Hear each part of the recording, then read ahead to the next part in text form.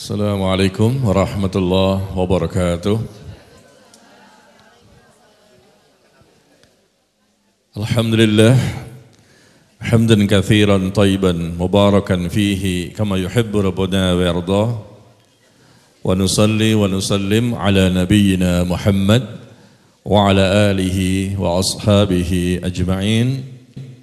Ya ayyuhalladzina amanu taqullaha haqqa tuqatih ولا تموتن إلا وأنتم مسلمون أما بعد. Bapak Ibu yang berbahagia, kita mulai dengan kalimat syukur kepada Allah Jalla wa'ala. Alhamdulillah pada pagi hari ini kita kembali bertemu dan akan membahas satu tematik ya, yang biasanya kita membahas tentang hadis arba'in. Kali ini kita akan membahas tema yang tematik, yaitu tentang 20 keutamaan pada 10 hari pertama bulan Zulhijjah. 20 keutamaan pada 10 hari pertama bulan Zulhijjah. Karena hari ini tanggal 1 Zulhijjah ya. Dan kita berada pada bulan yang penuh dengan keutamaan dan kemuliaan dan keistimewaan. Bisa jadi di antara kita kaum muslimin banyak yang belum tahu tentang keutamaan 10 hari pertama bulan Zulhijjah, atau mungkin ada yang sudah tahu tapi kita ingatkan kembali dan kita ajak diri kita dan seluruh kaum muslimin untuk bersama-sama kita bersemangat dan bersungguh-sungguh memanfaatkan 10 hari pertama bulan Zulhijjah. Bapak Ibu sehat semuanya? Sehatnya zahir dan batin. Ditanya sehatnya zahir dan batin iya atau tidak, bukan amin. Ya Allah, alhamdulillah ya, yang hadir ternyata soleh dan soleha semua.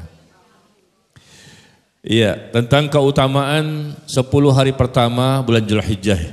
Kita coba bahas yang pertama. Silakan Bapak Ibu, ikhwan dan akhwat, barangkali memiliki aplikasi Telegram atau Instagram di sosial media saya ya. Untuk memudahkan saja, lihat artikelnya di tanggal 29 Juni. 29 Juni tahun 2022. 29 Juni tahun 2022. Ya, judulnya 20 keutamaan pada 10 hari pertama bulan Zulhijjah. Jadi artikelnya sudah ada, sudah tertulis, tinggal kita baca bersama. Ya, syaratnya harus ada handphone, harus ada Telegram atau Instagram dan masuk ke sosial media saya, Najmi Umar Bakar. Ya, ini memudahkan ya supaya kita bisa cepat pembahasannya karena ada 20 ini, tidak usah dicatat kembali. Baik, kita mulai saja langsung. 20 keutamaan di 10 hari pertama bulan Zulhijjah. Yang pertama adalah amal-amal saleh pada hari itu lebih dicintai oleh Allah Tabaraka wa Ta'ala. Amal yang kita lakukan Bapak Ibu, ikhwan dan akhwat, kalau kita lakukan amal saleh itu di tanggal 1 sampai tanggal 10, maka amal tersebut lebih dicintai oleh Allah dibandingkan pada hari-hari yang lain. Ini keutamaan yang pertama yang luar biasa ini. Berdasarkan hadis dari Nabi SAW, hadis yang dikeluarkan oleh Al-Imam Al-Bukhari dari sahabat Abdullah bin Abbas radhiyallahu anhuma, Nabi SAW bersabda, "Ma min ayyamin al-amalu salih fihinna ahabbu ila Allah minhu fi hadhil ayyamil 'ashr." Kata Nabi SAW, tidak ada hari-hari di mana amal soleh di saat itu akan lebih dicintai oleh Allah dibandingkan hari-hari ini. Tidak ada hari-hari yang lain di mana amal soleh di saat itu lebih dicintai oleh Allah dibandingkan hari-hari ini, yaitu di 10 hari pertama bulan Zulhijjah. Amal soleh apa saja? Yang jelas itu disyariatkan, baik perkara yang wajib maupun perkara yang sunnah. Atau kita meninggalkan dosa dan kemaksiatan, itu juga amal saleh. Nah, kemudian sahabat bertanya, "Ya Rasulullah, tidak juga jihad fi sabilillah? Orang yang berjihad, berperang di jalan Allah, apakah tidak bisa mengalahkan orang-orang yang melakukan amal saleh di 10 hari pertama bulan Zulhijjah?" Maka kata Nabi SAW, tidak juga jihad fisabilillah kecuali seseorang yang keluar berjihad dengan harta dan jiwanya, kemudian dia tidak kembali, artinya dia mati syahid. Orang yang mati syahid berperang jihad fisabilillah, maka mereka lebih utama dibandingkan orang yang beramal saleh di 10 hari pertama bulan Dzulhijjah. Hanya bisa dikalahkan oleh orang yang mati syahid saja. Luar biasa kan? Ya, jadi Allah mencintai dan lebih mencintai amal yang dilakukan di 10 hari pertama bulan Dzulhijjah, bahkan tidak bisa dikalahkan oleh orang yang berjihad fisabilillah kecuali dia mati syahid. Maka mari sama-sama ya kita berlomba-lomba ini. Hari ini tanggal 1 Dzulhijjah, kita ingatkan kembali kaum muslimin karena banyak yang lupa, lalai atau mungkin tidak tahu. Kita berlomba-lomba melakukan yang wajib dan sunnah ya, dari berbagai macam amal yang telah disyariatkan. Yang kedua, keutamaan di 10 hari pertama bulan Dzulhijjah adalah dilipat gandakan pahala. Ya, dilipat gandakan pahala amal-amal saleh seperti salat, bersedekah, membaca Quran, berpuasa, berzikir dan lain-lain. Kalau kita lakukan amal soleh di 10 hari pertama ini, maka dilipat gandakan pahalanya dan dilipat gandakan dosanya. Coba kita lihat Allah berfirman di surah At-Taubah ayat ke-36 yang sudah memiliki artikel ya di Telegram atau di Instagram, bisa dilihat langsung, semuanya sudah ada di sini. Di surah At-Taubah ayat ke-36 Allah berfirman bahwa sesungguhnya bilangan bulan pada sisi Allah ada 12 bulan. Jadi 1 tahun itu ada 12 bulan. Dan di antara 12 bulan itu ada 4 bulan yang haram. 4 bulan yang Allah muliakan, yaitu Zulqa'dah, Dzulhijjah, Muharram dan Rajab.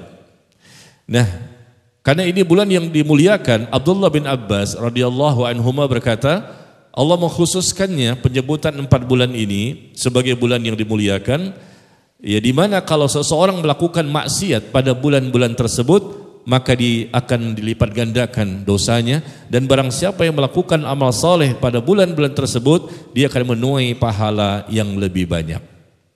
Ya, Zulqa'dah, Dzulhijjah, Muharram dan Rajab. Allah langsung menyebutkan 4 bulan itu dalam Al-Quran.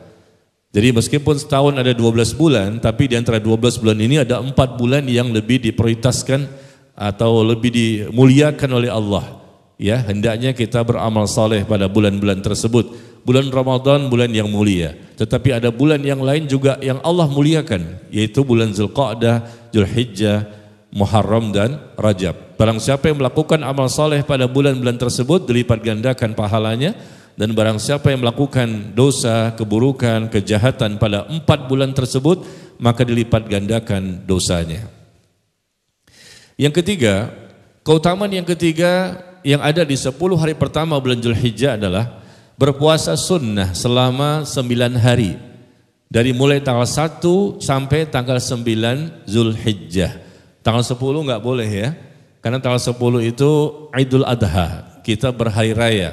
Idul Fitri, Idul Adha dan hari Tasyrik 11, 12, 13 Dzulhijjah kita tidak boleh berpuasa. Ya, ternyata Nabi SAW mencontohkan berpuasa di 9 hari pertama bulan Dzulhijjah. Begitu juga sahabat Rasul sebagaimana Abdullah bin Umar, seperti tabi'in, seperti Al-Hasan Al-Basri, Ibnu Sirin, Qatadah dan lain-lain. Maka mayoritas jumhur para ulama mengatakan disunnahkan berpuasa sejak tanggal 1 sampai tanggal 9 Dzulhijjah. Ya, hari ini tanggal 1, Bapak Ibu sudah berpuasa?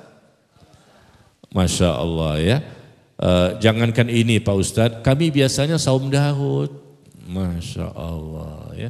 Jadi udah terbiasa saum Daud ya.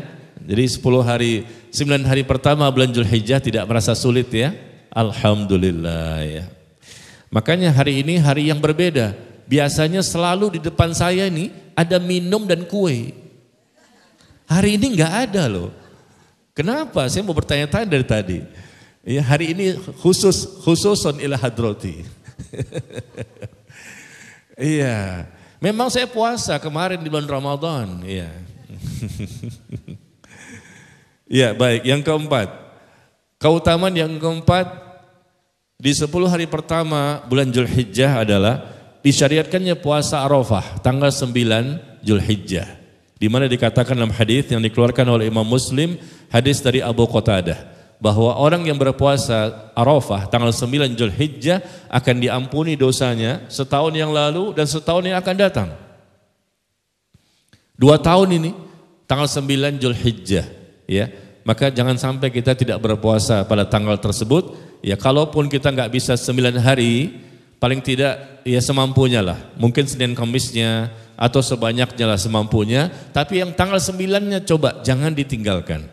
Karena ini menghapuskan dosa selama 2 tahun. Setahun yang lalu dan setahun yang akan datang yang belum kita kerjakan, dosanya sudah dilebur. Dosa apa ini? Dosa kecil, bukan dosa besar. Karena dosa besar itu wajib ya dengan taubat nasuha baru bisa dileburkan. Adapun dosa kecil bisa dileburkan, dihapus dengan adanya amal soleh yang kita kerjakan.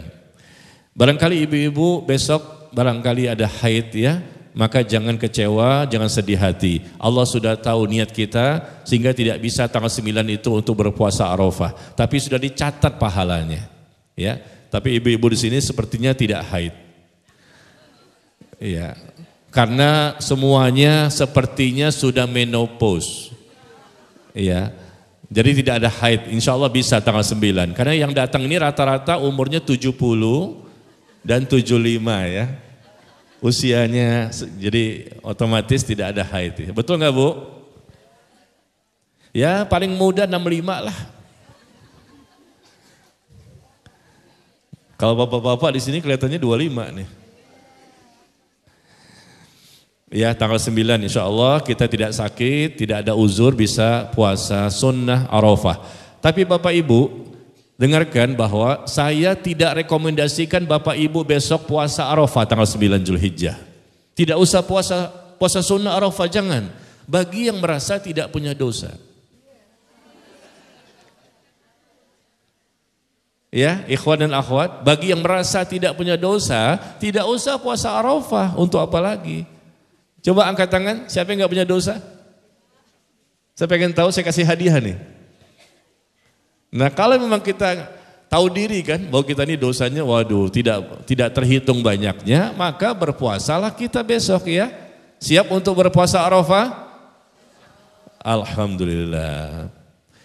Masa dari tanggal 1 puasa, tanggal 2, tanggal 3, tanggal 9-nya nggak mau. Ya jangan dong ya. Karena kita ingin supaya dosa kita dileburkan. Yang kelima, keutamaan yang kelima adalah Allah Tabaraka wa Ta'ala telah bersumpah dengan menyebutkan keutamaan hari-hari di 10 hari pertama bulan Zulhijjah. Allah bersumpah, wal fajr walayalin ashr. Demi fajar, demi malam yang 10. Allah menyebutkan ya, demi malam yang 10. Allah bersumpah dengan menyebutkan nama makhluknya, ya, demi bulan, demi matahari, wal asri, wan najmi, nama saya pun disebut, wan najmi, demi bintang, ya, wasyams, demi matahari dan lain-lain, banyak sekali Allah bersumpah dengan menyebutkan nama makhluknya. Itu menunjukkan kata para ulama berarti Allah sedang ingin mengagungkan dan memuliakan makhluk tersebut. Ya, Allah ingin memuliakan dan mengagungkan makhluk. Kita nggak boleh bersumpah atas nama makhluk, tidak boleh, itu syirik kecil. Hendaknya kita bersumpah atas nama Allah, demi Allah. Bahasa Arabnya, wallahi, tallahi, billahi. Ya, bersumpah atas nama Allah itu dengan bahasa Arabnya bisa 3 ya. Wallahi, tallahi, billahi. Artinya sama, demi Allah. Tidak boleh kita bersumpah atas nama selain Allah. Tapi Allah boleh bersumpah atas nama makhluknya karena Allah yang menciptakan. Dan Allah ingin mengagungkan dan memuliakan makhluk tersebut. Nah di sini Allah bersumpah dengan menyebutkan 10 malam di bulan Zulhijjah. Walayalin ashr, demi malam yang 10. Ini menunjukkan bahwa ini pasti ada keutamaannya dan kelebihannya. Yang keenam, terdapat sebaik-baik hari di dunia. Afdalul ayyam fid dunya, Hari yang paling utama, yang paling baik di dunia ini ternyata 10 hari pertama bulan Zulhijjah. Bapak Ibu, setahun berapa hari? 365 hari. Dan ternyata 365 hari ini yang paling baik, paling utama adalah 10 hari pertama bulan Zulhijjah. Subhanallah ya. Dan kita berada di hari-hari seperti ini, paginya, siangnya, sorenya dan malamnya, kecuali dikalahkan oleh malam Lailatul Qadar. Dari sisi malamnya, malam Lailatul Qadar kata para ulama lebih baik dibandingkan semua malam yang ada di dunia ini. Tapi secara hitungan hari, hari yang terbaik pagi, siang, sore dan malam secara global adalah di 10 hari pertama bulan Zulhijjah. Hadis yang dikeluarkan oleh Imam Al-Bazzar, hadis dari Jabir bin Abdullah. Ya. Kenapa dikatakan sebaik-baik hari? Sebaik-baik hari di dunia ini adalah 10 hari pertama bulan Zulhijjah. Kenapa dikatakan demikian? Al-Hafidh Ibnu Hajar Al-Asqalani ya rahimahullah berkata bahwa yang nampak bagi saya adalah bahwa sebab keistimewaan 10 hari pertama bulan Zulhijjah karena disitulah tempat berkumpulnya induk berbagai macam peribadahan. 10 hari pertama bulan Zulhijjah berkumpul berbagai macam induk peribadahan, yaitu sholat Id, kemudian puasa Arafah, kemudian kita bersedekah dan berkorban, lalu berhaji juga dan berumrah dan bertakbir dan lain-lain yang amalnya juga dilipat gandakan. Nah ini sebabnya. Kenapa di 10 hari pertama bulan Zulhijjah ini merupakan hari yang terbaik yang ada di dunia ini. Karena berkumpul begitu banyak ibadah-ibadah pokok, ibadah-ibadah induk ya yang dilakukan di sepanjang 10 hari pertama itu. Ya, kita bisa membaca Quran, sholat dan lain-lain, tapi dilipat gandakan pahalanya. Ada juga haji, ada juga umroh. Karena semua jamaah haji di Indonesia yang berangkat sekarang ini, mereka pasti umroh dulu sebelum mereka menunaikan ibadah haji. Jadi dapat dua-duanya. Ya, dan kita di sini juga melakukan ibadah puasa sunnah, puasa Arafah, begitu juga kita salat Id, ya, bersedekah, berkorban dan lain-lain. Maka disinilah alasannya kenapa disebut bahwa 10 hari pertama bulan Zulhijjah itu merupakan sebaik-baik hari di dunia ini. Ya, subhanallah. Kalau Ramadan juga bulan ya, bulan terbaik. Kalau ini hari terbaik, kan berbeda. Bulan terbaik dan hari terbaik. Dan kalau bulan Ramadan enggak ada haji. Yang ada umroh. Silakan, dan umroh di bulan Ramadan itu sama dengan haji bersama Rasulullah SAW. Umroh di bulan-bulan yang lain boleh, tapi umroh di bulan Ramadan itu berbeda pahalanya. Baik, ini yang ke-6 ya. Yang ke-7, keutamaan yang ke-7 adalah Allah menamakan bulan Zulhijjah dengan Ashhurul Ma'lumat. Allah menamakan bulan Zulhijjah dengan Ashhurul Ma'lumat berdasarkan firman Allah di surah Al-Baqarah ayat 197. Di surah Al-Baqarah ayat 197 Allah menyebutkan Al-Hajju Ashhurul Ma'lumat. Musim haji itu beberapa bulan yang telah dimaklumi. Artinya orang yang mau berangkat haji mereka sudah siap-siap sejak bulan Syawal, Dzulqa'dah, kemudian Zulhijjah. Lalu kembali mereka Zulhijjah sampai Muharram. Ini bulan-bulan haji yang telah diketahui dan Allah mengistilahkannya dengan ucapan Ashhurul Ma'lumat. Bulan-bulan yang telah diketahui bahwa bulan-bulan tersebutlah banyak jamaah haji yang berangkat dan pulang. Kemudian yang ke-8, Allah menamakan awal bulan Zulhijjah dengan sebutan Al-Ayyamul Ma'lumat. Bulan-bulan yang telah ditentukan untuk berzikir dan bertakbir. Kita berzikir kapan saja bisa, pagi, siang, sore, malam, tapi Allah menyebutkan secara khusus, berarti ada keutamaan. Yaitu Allah sebutkan di surah Al-Hajj, surah ke-22 ayat yang ke-28. Ya. Allah sebutkan di situ dengan istilah al-ayyamul ma'lumat fi ayyamil ma'lumat. Mereka supaya mereka menyaksikan berbagai manfaat bagi mereka dan supaya mereka menyebut nama Allah pada hari-hari yang telah ditentukan atas rezeki yang telah Allah berikan kepada mereka. Jadi mereka kaum muslimin ini hendaknya berzikir pada hari-hari yang telah ditentukan. Kapan itu? Mulai tanggal 1 sampai tanggal 13. Itu berada di bulan Zulhijjah. 1 sampai 13. Nah, 1 sampai 10 kan berarti masuk, include. Hari-hari di mana kita dianjurkan, ditekankan untuk berzikir, terutama bertakbir. Ya, Allahu Akbar, la ilaha illallah, Allahu Akbar, walillahil hamd. Ucapan ini mulai hari ini, mulai tadi malam, mulai maghrib. Bukan nanti tanggal 10, antum terlalu cepat takbirnya, belum lebaran belum kok. Begitu kan kita dulunya ya. Kok takbir sekarang, nanti tanggal 10. Nah, kita nggak tahu. Di sini Allah menekankan hendaknya mereka berzikir pada waktu atau hari-hari yang sudah ditentukan. Makanya ketika Al-Imam Al-Bukhari ya menulis riwayat adanya sahabat Abdullah bin Umar dan Abu Hurairah. Dua sahabat ini mengumandangkan takbir ya mulai tanggal 1, tanggal 2, tanggal 3 dan seterusnya. Mereka mendatangi pasar untuk mengingatkan manusia agar masing-masing berzikir.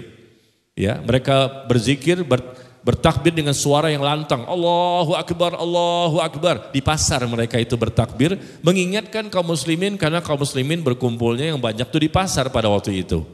Dan akhirnya kaum muslimin di pasar karena diingatkan oleh dua sahabat ini, akhirnya mereka bertakbir semua. Dan masing-masing bertakbir ya, bukan takbirnya berjamaah satu suara, satu komando, satu kur. Suara 1, suara 2, suara 3. Bukan begitu. Tapi yang satu Allahu Akbar, yang satu lagi la ilaha illallah, begitu. Masing-masing saja bertakbir. Abdullah bin Umar dan Abu Hurairah ini mengingatkan kaum muslimin yang sedang berada di pasar. Maka dianjurkan bagi laki-laki ya untuk mengeraskan suara dalam bertakbir ketika berada di pasar, di rumah, di jalan, di masjid, di mana saja. Mulai tadi malam, maghrib ya sampai hari ini, sampai nanti tanggal 13. Ya, dan inilah yang diamalkan oleh para sahabat Nabi SAW. Adapun untuk ibu-ibu jangan mengeraskan takbirnya ya dengan suara yang keras karena wanita berbeda ya. Cukup dengan suara yang sir. Pulang dari sini ibu jangan ambil mic. Lalu takbir di rumah masing-masing. Jangan Bu, ini sunnah Pak Ustadz. Masya Allah, nggak boleh ya.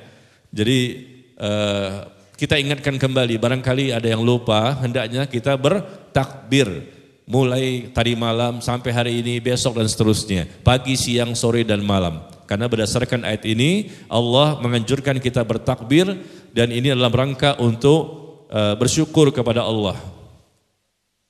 Kemudian yang ke-9, bulan Zulhijjah termasuk bagian dari bulan-bulan yang dimuliakan. Ada 4 bulan sebagaimana Allah sebutkan di surah At-Taubah ayat ke-36, 4 bulan yang Allah muliakan. Zulqa'dah, Zulhijjah, Muharram dan Rajab. Nah, salah satunya Zulhijjah. Ini suatu keutamaan. Yang ke-10 adanya pelaksanaan ibadah haji dan umroh. Ya, ibadah haji dan umroh itu ada di 10 hari pertama bulan Zulhijjah. Semua jamaah haji Indonesia yang sudah berangkat ya mereka mungkin sampai di sana di akhir-akhir Zulqa'dah atau yang baru kemarin atau mungkin besok baru berangkat atau mungkin Senin atau Selasa baru berangkat ya. Intinya adalah haji itu Bapak Ibu mulai tanggal 8, 9, 10, 11 dan 12. Jadi haji itu 5 hari. Kalau sholat 5 menit. Sholat 5 menit, haji 5 hari. Ya, ibadah yang paling berat dalam Islam itu haji. Karena membutuhkan fisik. Ya, kita jalan, kita melempar jumroh, kita tawaf, kita sa'i. Begitu banyak orang yang juga beribadah bersama kita. Ya, makanya kalau bisa yang berangkat itu masih muda-muda Pak, Ibu. Jangan yang sudah tua ya. Ya, dikhawatirkan mereka agak kesulitan lah. Meskipun yang tua-tua mungkin banyak juga yang masih kuat ya. Atau mungkin kalau nggak kuat bisa dengan kursi roda. Ya didorong dengan kursi roda. Jadi haji itu mulai tanggal 8. Tanggal 8 jemaah haji itu berangkat ke Mina, mabit ya, bermalam di Mina tanggal 8 Zulhijjah. Lalu tanggal 9 besoknya mereka berangkat dari Mina, bukan dari Mekah. Sunnahnya seperti itu. Meskipun jamaah haji Indonesia ya tidak melaksanakan, banyak yang tidak melaksanakan sunnah ini. Kadang-kadang mereka itu langsung saja dari Mekah di hotel mereka langsung tanggal 9-nya ke Arafah. Padahal Rasulullah mencontohkan tanggal 8-nya ke Mina. Nah, atau dengan cara yang lain. Jadi intinya kita sesuaikan manasik haji itu, khudu anni manasikakum, ambillah dariku kata Rasulullah, ya, tata cara manasik kalian, tata cara manasik haji kalian, ambil dariku. Sebagaimana sallu kama ra'aitumuni usalli. Salatlah kamu sebagaimana kamu lihat aku salat. Salat saja harus sebagaimana Rasul contohkan. Begitu juga khudu anni manasikakum. Ambillah dariku tata cara manasik haji kalian. Maka kalau kita berangkat, lihat travelnya sunnah apa enggak. Ya, kadang-kadang mereka tidak mau tanggal 8 itu berada di Mina. Karena untuk menghemat biaya. Atau tidak mau repot. Macam-macam alasannya. Tanggal 8 itu sunnahnya di Mina bermalam, nanti dari Mina tanggal 9 paginya berangkat menuju ke Arafah. Nah di Arafah itulah mulai zuhur sampai maghrib. Ya, berwukuf, berdiam diri di padang Arafah ya, bukan padang Sumatera Barat. Iya, di padang Arafah tanggal 9 itu dari zuhur sampai maghrib ya. Nah begitu maghrib portal dibuka maka bus kita jalan menuju ke Muzdalifah. Di Muzdalifah kita mabit lagi bermalam di situ sampai subuh ya di Muzdalifah itu. Nah setelah selesai sholat subuh kita berangkat menuju ke Mina untuk melempar jumroh Aqobah. Nah setelah melempar jumroh Aqobah kita boleh membuka kain ihram ya bagi laki-laki yang putih-putih itu dan juga tahallul dan menyembelih hewan kita ya subhanallah. Nah kemudian nanti tanggal 11 melempar jumroh lagi dan tanggal 12 melempar jumroh lagi dan kemudian nanti tanggal 12 setelah melempar jumroh kembali ke kota Mekah untuk melakukan tawaf ifadah. Kemudian sholat di belakang makam Ibrahim, kemudian minum air zam-zam, kemudian sa'i, tahallul, selesai haji. Cuman 5 hari, mulai tanggal 8 sampai tanggal 12. Nah, 8, 9, 10 ada di 10 hari pertama. Ya, meskipun haji itu sampai tanggal 12 ya, tapi kan 8, 9, 10 ada di 10 hari pertama. Maka dimasukkan di poin ini ada keutamaannya 10 hari pertama itu. Di mana kita melakukan ibadah umroh dulu baru haji. Yuk kita berangkat yuk. Yuk berangkat sekarang. Mana pesawatnya? Masya Allah. Ya semoga kita berdoa Allah mudahkan kita untuk bisa berangkat haji dan umroh. Bagi yang belum berangkat, bagi yang sudah diberangkatkan kembali. Ya, Allah berikan kita harta yang halal, Allah berikan kepada kita kesehatan dan aman dalam perjalanan. Baik, jadi begitu ya. Kita akan mengerjakan umroh terlebih dahulu. Jadi haji tanggal 8. Nah, menunggu tanggal 8 jamaah haji Indonesia yang berangkat ya, mungkin di akhir Dzulqa'dah atau sekarang atau kemarin, mereka tuh masuk ke kota Mekah dan datang ke Masjidil Haram, mereka umroh terlebih dahulu. Dan umroh itu cuma 1 jam atau paling lama 2 jam. Selesai. Ya umroh dulu nanti mungkin sekarang kan tanggal 1 misal tanggal 2. Mereka nunggu sampai tanggal 8 nanti baru mereka berangkat menuju ke Mina. Ya, alhamdulillah. Ini merupakan salah satu rukun Islam ya. Haji itu wajib bagi yang mampu. Umroh juga gitu bagi yang mampu ya. Mampu dari sisi finansial, adanya uang, mampu dari sisi kesehatan, ya, dan mampu dari sisi aman dalam perjalanan, dan bagi ibu-ibu wanita mampu dari sisi punya mahram. Tambahannya itu ada mahram, laki-laki yang menemani ibu dalam perjalanan safar, yang mana laki-laki tersebut memang tidak boleh menikah dengan ibu, ya, setelah suami ya, setelah suami misalnya bapak, kakek, paman, saudara kandung laki-laki, keponakan, menantu, mertua, intinya laki-laki yang memang tidak boleh menikah dengan ibu, mereka lah yang boleh menemani dalam safar dan ibu juga boleh bersalaman dengan mereka, bersentuhan. Dan juga boleh berdua-duaan, karena memang tidak boleh menikah dengan mereka. Mereka lah yang menemani dalam safar. Bagaimana orang tua Pak Ustadz? Orang tua justru lebih ditekankan membawa mahram. Karena orang tua kan biasanya sudah lemah fisiknya, maka tentu dibutuhkan mahram. Ya, dikhawatirkan dia butuh ditemani, dipegang tangannya, mungkin jatuh, digendong, segala macam. Ya, meskipun sudah tua, sudah peyot, sudah keriput, tapi mohon maaf, dia butuh dengan mahram dari sisi yang lain. Ya, apalagi ibu-ibu di sini ya, kalau berangkat wajib dengan mahram, karena masih muda semua. Ya, masih cantik-cantik semua ya, sekitar paling tinggi 25, 26 lah ya. Tambahkan 50. Udah diangkat diturunin lagi ya. Bercanda ya Bu ya, mohon maaf ya Bu. Masya Allah. Orang yang sedang berpuasa sunnah tuh suka memaafkan. Dimaafkan gak saya? Habis kalau saya gak bercanda begini, ibu-ibu ngantuk Pak. Karena mereka udah capek tahajud tadi malam. Betul gak sih? Betul? Tambah lagi habis subuh tadi habis mengkhatamkan Al-Quran. Masya Allah, betul gak sih? Jangan dijawab Pak Ustadz, bilang iya takut riya, bilang enggak memang kagak. Baik, yang 11. Yang ke-11, keutamaan pada 10 hari pertama bulan Zulhijjah, yaitu adanya Idul Adha, tanggal 10 Zulhijjah. Kita berhari raya Idul Adha, ini suatu keutamaan kan, hari raya ini. Tanggal 10 Zulhijjah kita sholat dan mendengarkan khutbah Idul Adha. Ya, insya Allah besok kita tanggal berapa? Tanggal 17 ya. Tanggal 17 Juni ya. Kita berhari raya dan kita sholat Idul Adha dan mendengarkan khutbahnya. Ini suatu keutamaan. Yang ke-12, turun ayat tentang kesempurnaan agama Islam. Turun ayat tentang kesempurnaan agama Islam dan turunnya itu tanggal 9 Zulhijjah ketika di Padang Arafah.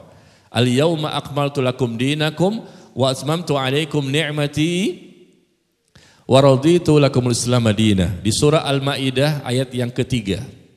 Ya, Al-Maidah ayat yang ketiga. Ini ayat yang terakhir turun.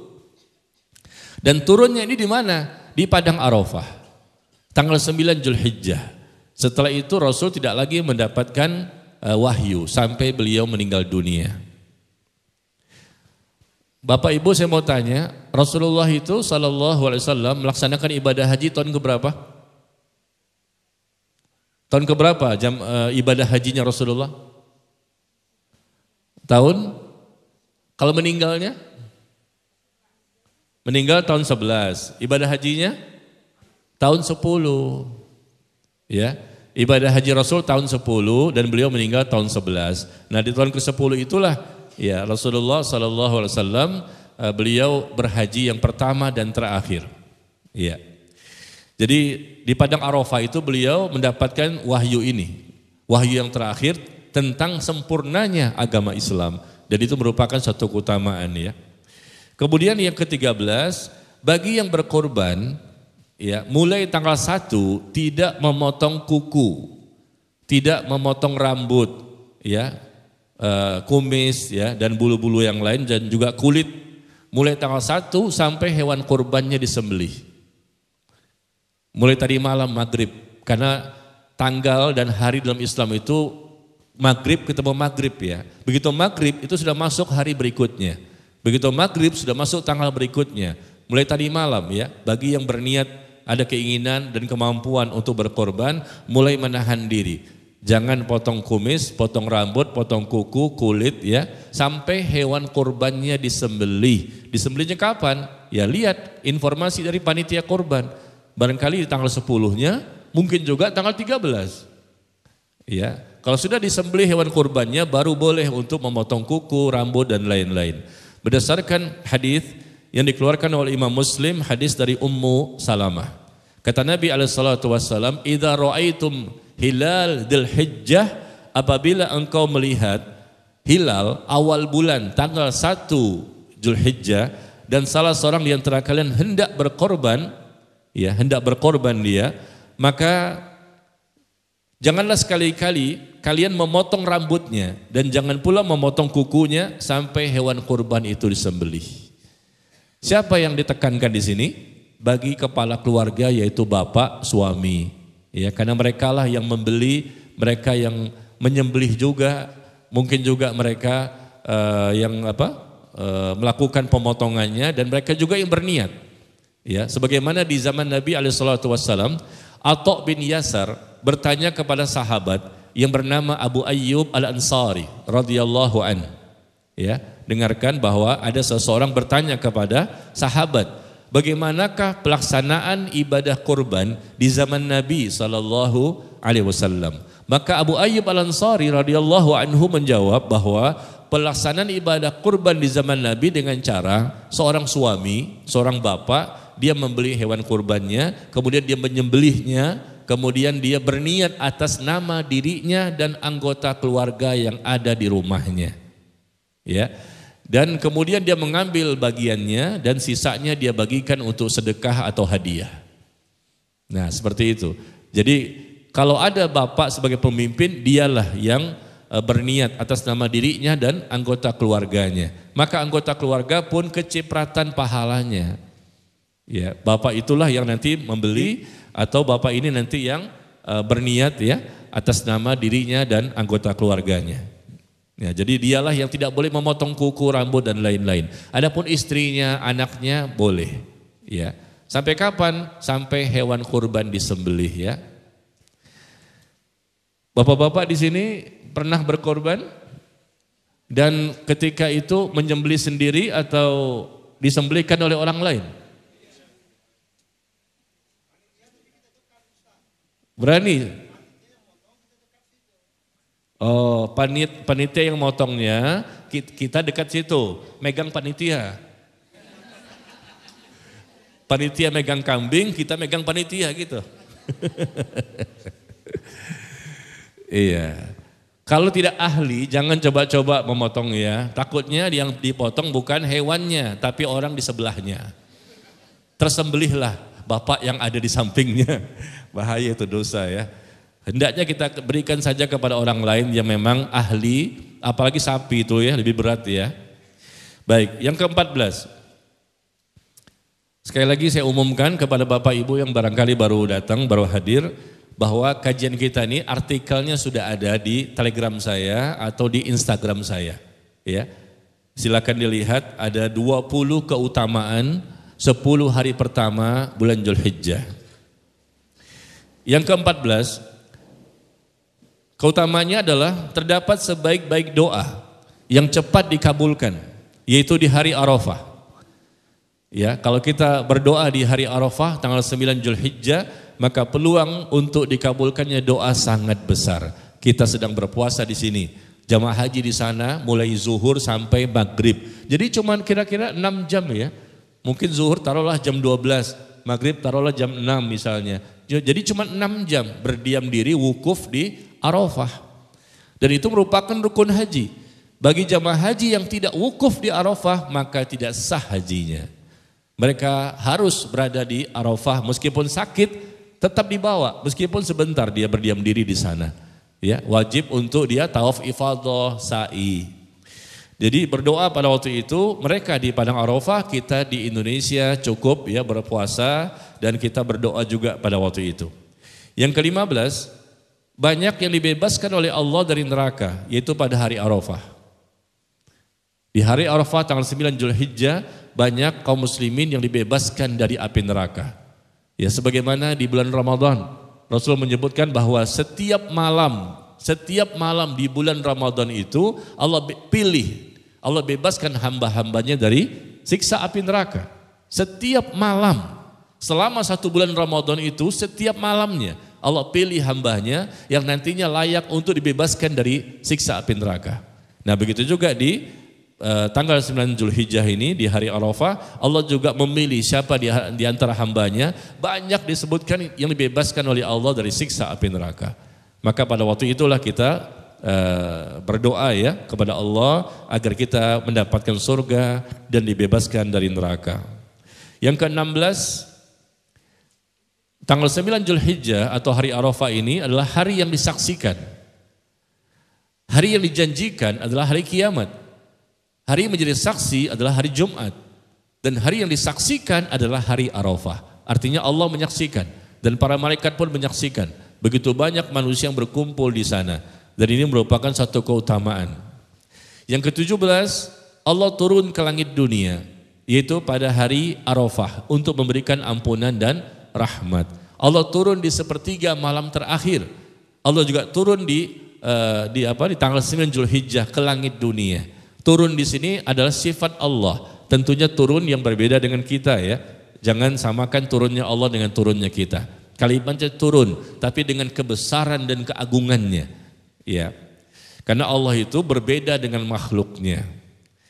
Yang ke-18, Allah membanggakan orang yang sedang wukuf di Arafah.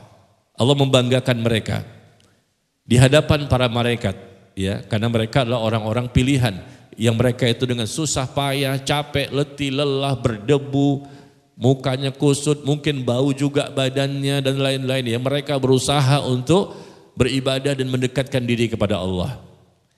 Kemudian yang ke-19, adanya penyembelihan hewan kurban. Sebagai kurban untuk mendekatkan diri kepada Allah Tabaraka wa Ta'ala. Allah berfirman di surah Al-Hajj, surah ke-22 ayat ke-34. Surah ke-22 ayat ke-34 ya. Bahwa walikulli ummatin ja'alna mansakan liyadhkuru smallahi ala ma razaqahum min bahimatil an'am. Dan bagi tiap-tiap umat kata Allah telah kami syariatkan kepada mereka penyembelihan hewan kurban. Bagi tiap-tiap umat dengan masing-masing nabinya. Semenjak Nabi Adam sampai Nabi yang terakhir. Semua Nabi dan Rasul mereka disyariatkan untuk menyembelih hewan kurban. Mereka semua diperintah untuk sholat. Ya, jadi perintah yang sama. Cuma kita nggak tahu bagaimana bacaan sholatnya. Yang jelas berdiri, ruku dan sujud. Itu saja yang kita dapatkan dalam Al-Quran. Begitu juga penyembelihan hewan kurban. Untuk apa ini? Agar mereka bersyukur. Karena kita berkorban di tanggal 10 nanti setelah selesai sholat ya baru disembelih. Kalau disembelih hewannya sebelum sholat itu sedekah biasa. Bukan hewan kurban. Harus setelah selesai sholat Idul Adha baru disembelih. Dan disembelihnya tanggal 10, 11, 12 dan 13 ya. Sebagai bentuk syukur atas nikmat yang Allah berikan kepada kita selama 1 tahun. Beda dengan akikah ya. Kalau akikah itu bentuk syukur kepada Allah atas adanya anak yang lahir.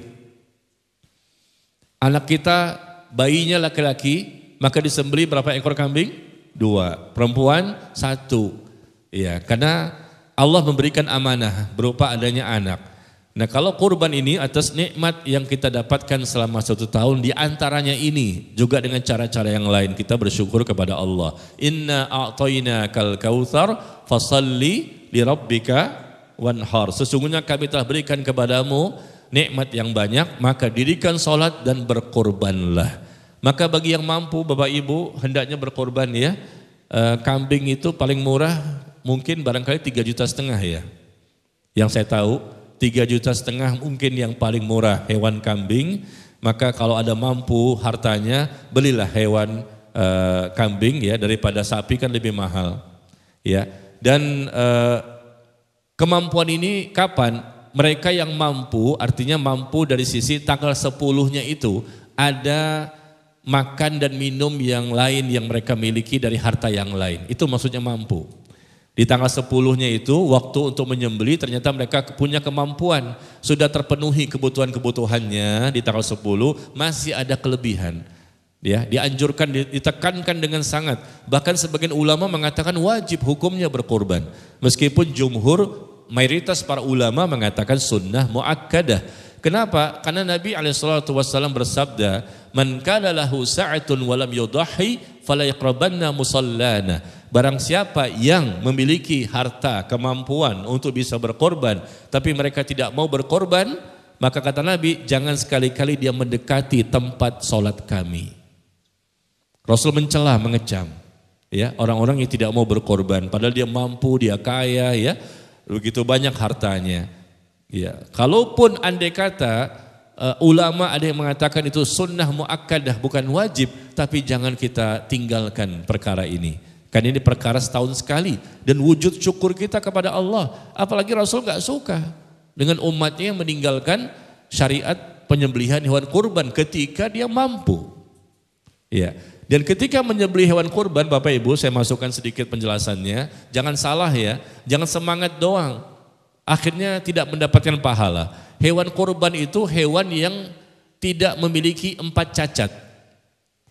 Pertama, tidak buta, tidak sakit, tidak pincang, dan tidak terlalu kurus. Ya, 4 ini. Salah satu cacatnya ada, maka tidak sah sebagai hewan kurban. Ya, jangan sampai buta matanya, lihat matanya. Ketika membeli itu hati-hati kita. Tidak boleh buta satu atau dua-duanya. Tidak boleh buta, tidak boleh sakit, tidak boleh pincang, dan tidak boleh terlalu kurus, kelihatan sumsum tulangnya. Ya, kalau cuma robek telinganya nggak masalah, atau patah tanduknya nggak masalah. Itu hukumnya makruh.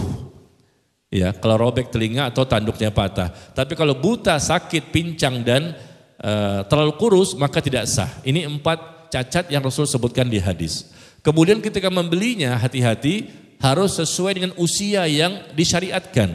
Hewan unta itu minimal 5 tahun, hewan sapi minimal 2 tahun, kambing minimal 1 tahun, dan domba minimal 6 bulan. Ya, unta 5 tahun, sapi 2 tahun, kambing 1 tahun minimal, dan domba minimal 6 bulan ya.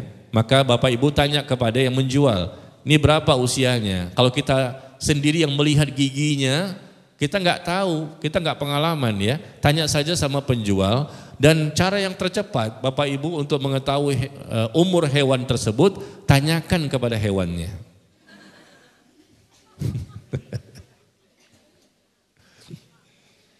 Bisa nggak Pak?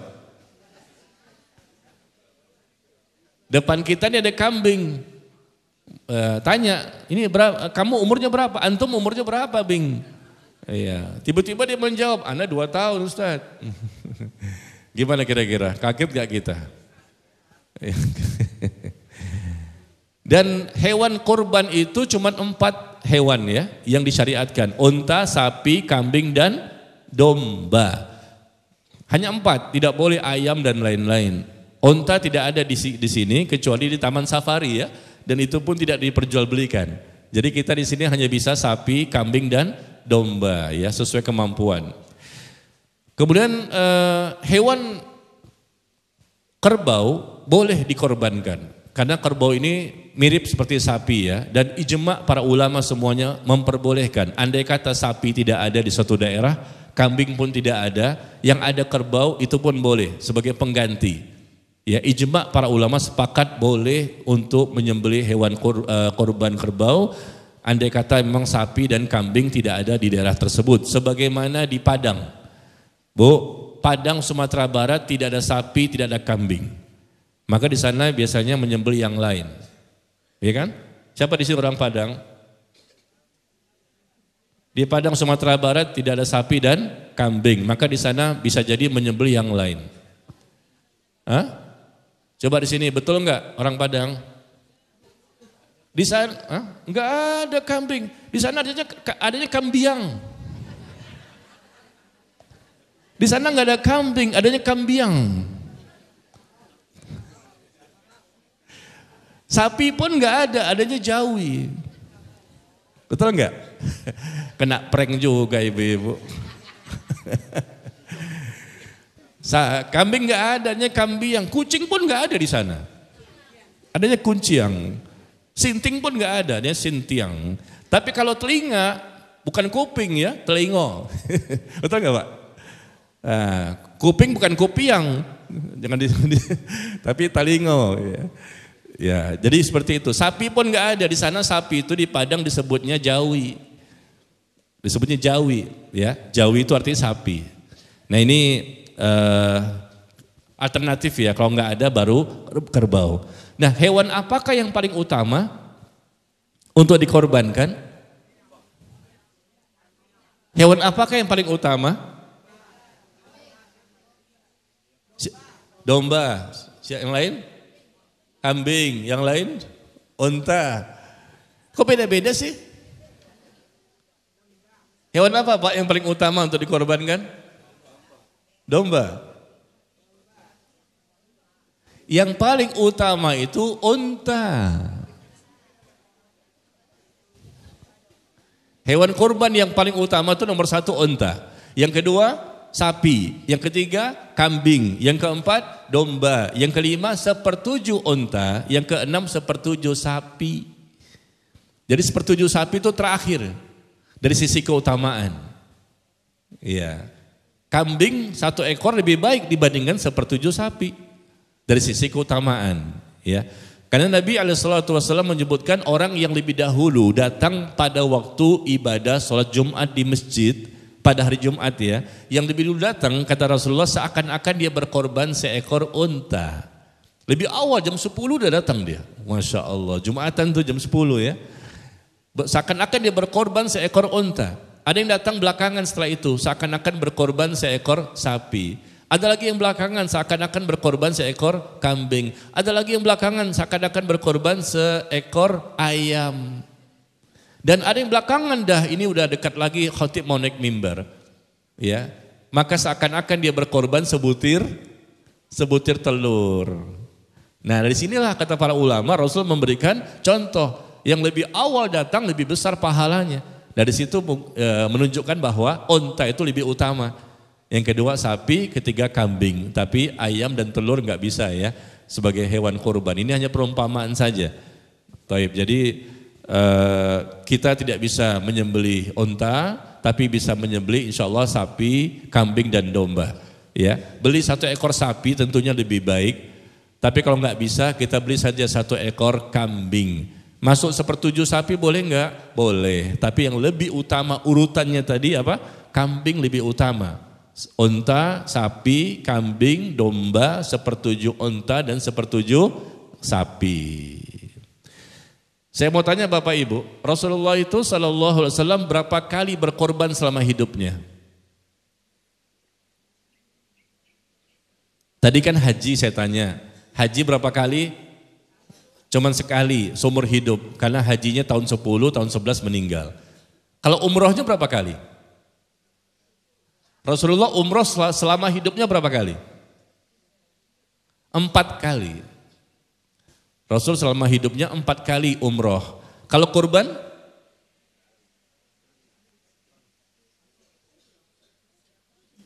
Kalau puasa Ramadan?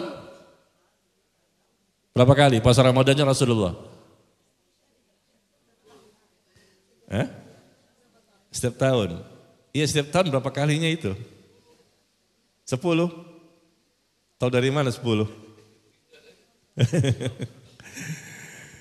3, 10, apalagi? Terus Rasulullah SAW berkorban sebanyak 9 kali. Dan berpuasa Ramadan pun sebanyak 9 kali selama hidupnya. Karena beliau meninggal tahun 11, sedangkan kurban dan puasa Ramadan disyariatkan mulai tahun kedua Hijriyah. Tahun kedua Hijriyah baru ada itu. Puasa Ramadan, penyembelihan hewan kurban, Idul Fitri, Idul Adha, sholat tarawih berjamaah, sholat tarawih yang Rasulullah lakukan meskipun cuma 3 hari di masjid, dihidupkan kembali di zaman Umar. Ya, kemudian adanya zakat fitrah, ya, puasa Arafah, juga tanggal 9 Zulhijjah puasa Arafah mulai ada tahun kedua Hijriyah. Iya, selama di kota Mekah 13 tahun kaum muslimin di kota Mekah nggak ada Idul Fitri, nggak ada Idul Adha. Selama di kota Mekah tidak ada penyembelihan hewan kurban. Selama di kota Mekah tidak ada puasa Ramadan, zakat fitrah, puasa Arafah, nggak ada. Tapi setelah berhijrah ke Madinah, nah tahun keduanya baru turun hukum-hukum ibadah-ibadah. Nah seperti itu ya. Jadi selama di Mekah nggak ada itu selama 13 tahun. Yang ada cuma di Mekah yang ada cuma sholat malam yang diwajibkan oleh Allah selama setahun. Sebelum 5 waktu, ya subuh sampai isya, sebelum diwajibkan itu, sholat malam dulu selama setahun. Wajib hukumnya. Kemudian digantilah sholat malam itu dengan adanya Isra dan Mi'raj, perintah untuk sholat 5 waktu. Dan 5 waktu ini pun pada waktu itu zuhurnya 2 rakaat, asar 2 rakaat, isya 2 rakaat, subuh 2 rakaat, maghrib 3 rakaat. Awal-awal ketika perintah sholat 5 waktu. Begitu hijrah ke Madinah maka ditambah zuhur jadi 4, asar jadi 4, isya jadi 4, subuh tetap 2, maghrib tetap 3. Nah ini awal-awal sejarahnya ya, barangkali kita belum tahu. Al-Hafidh Ibnu Hajar Al-Asqalani rahimahullah menyebutkan dalam kitabnya Fathul Bari. Ya 5 waktu ini awalnya cuma 2 rakaat untuk subuh, zuhur, asar dan isya. Maghrib tetap 3. Tapi setelah berhijrah ditambahkan jadi 4 untuk zuhur, asar dan isya. Ya.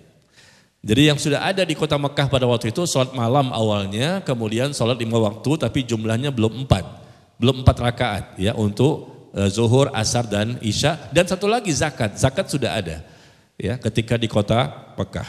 Baik, ini hanya tambahan saja penyembelihan hewan kurban ya. Jangan sampai salah beli dan umurnya dilihat, bagaimana cacatnya dan lain-lain. Kalau bisa disembelih sendiri, sembelih sendiri.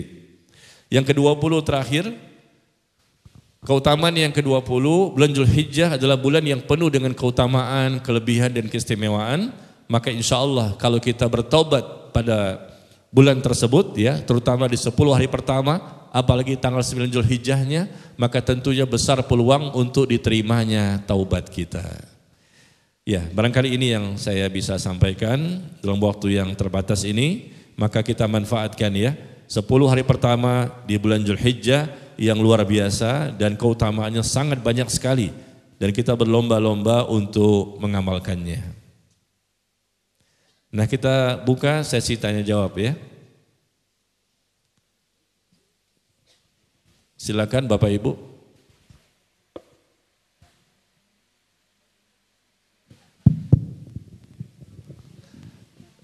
Saya mulai dari Bapak dulu ya. Silakan Pak. Pakai mic.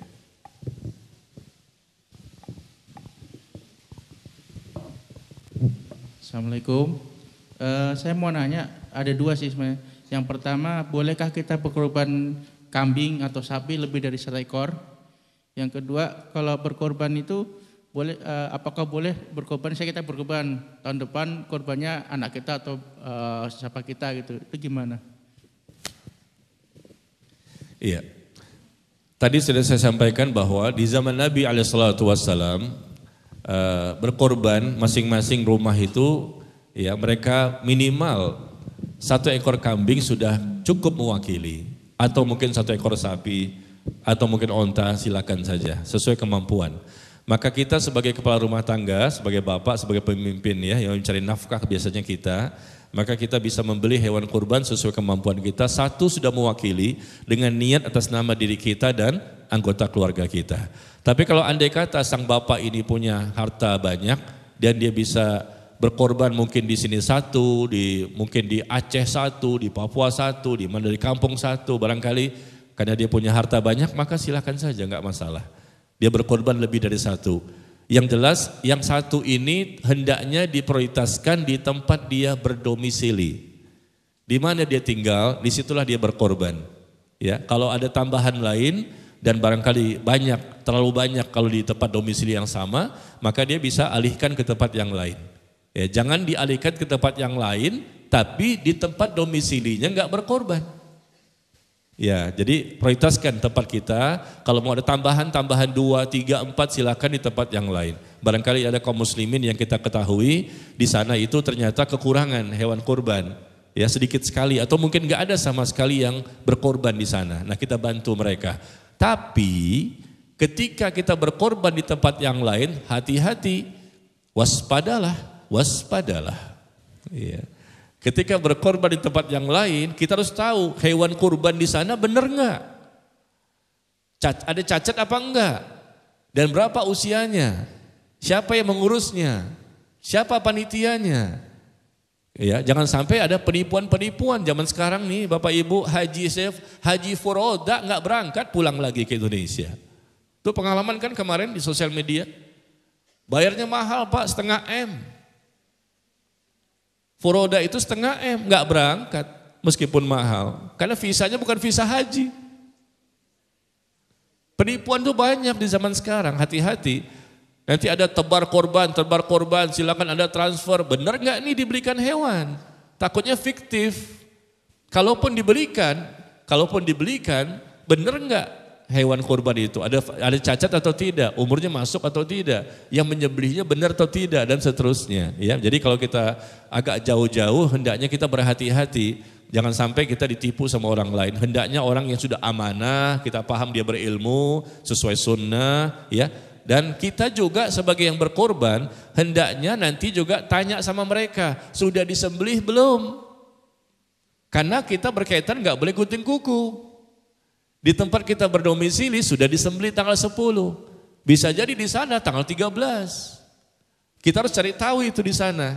Sudah disembelih belum? Ya, kadang-kadang mohon maaf, orang main transfer saja tebar korban, dia nggak peduli itu di sana sudah disembelih atau belum. Tanggal 10 dia merasa sudah di sini, langsung dia potong kuku, potong rambut segala macam, kan nggak boleh.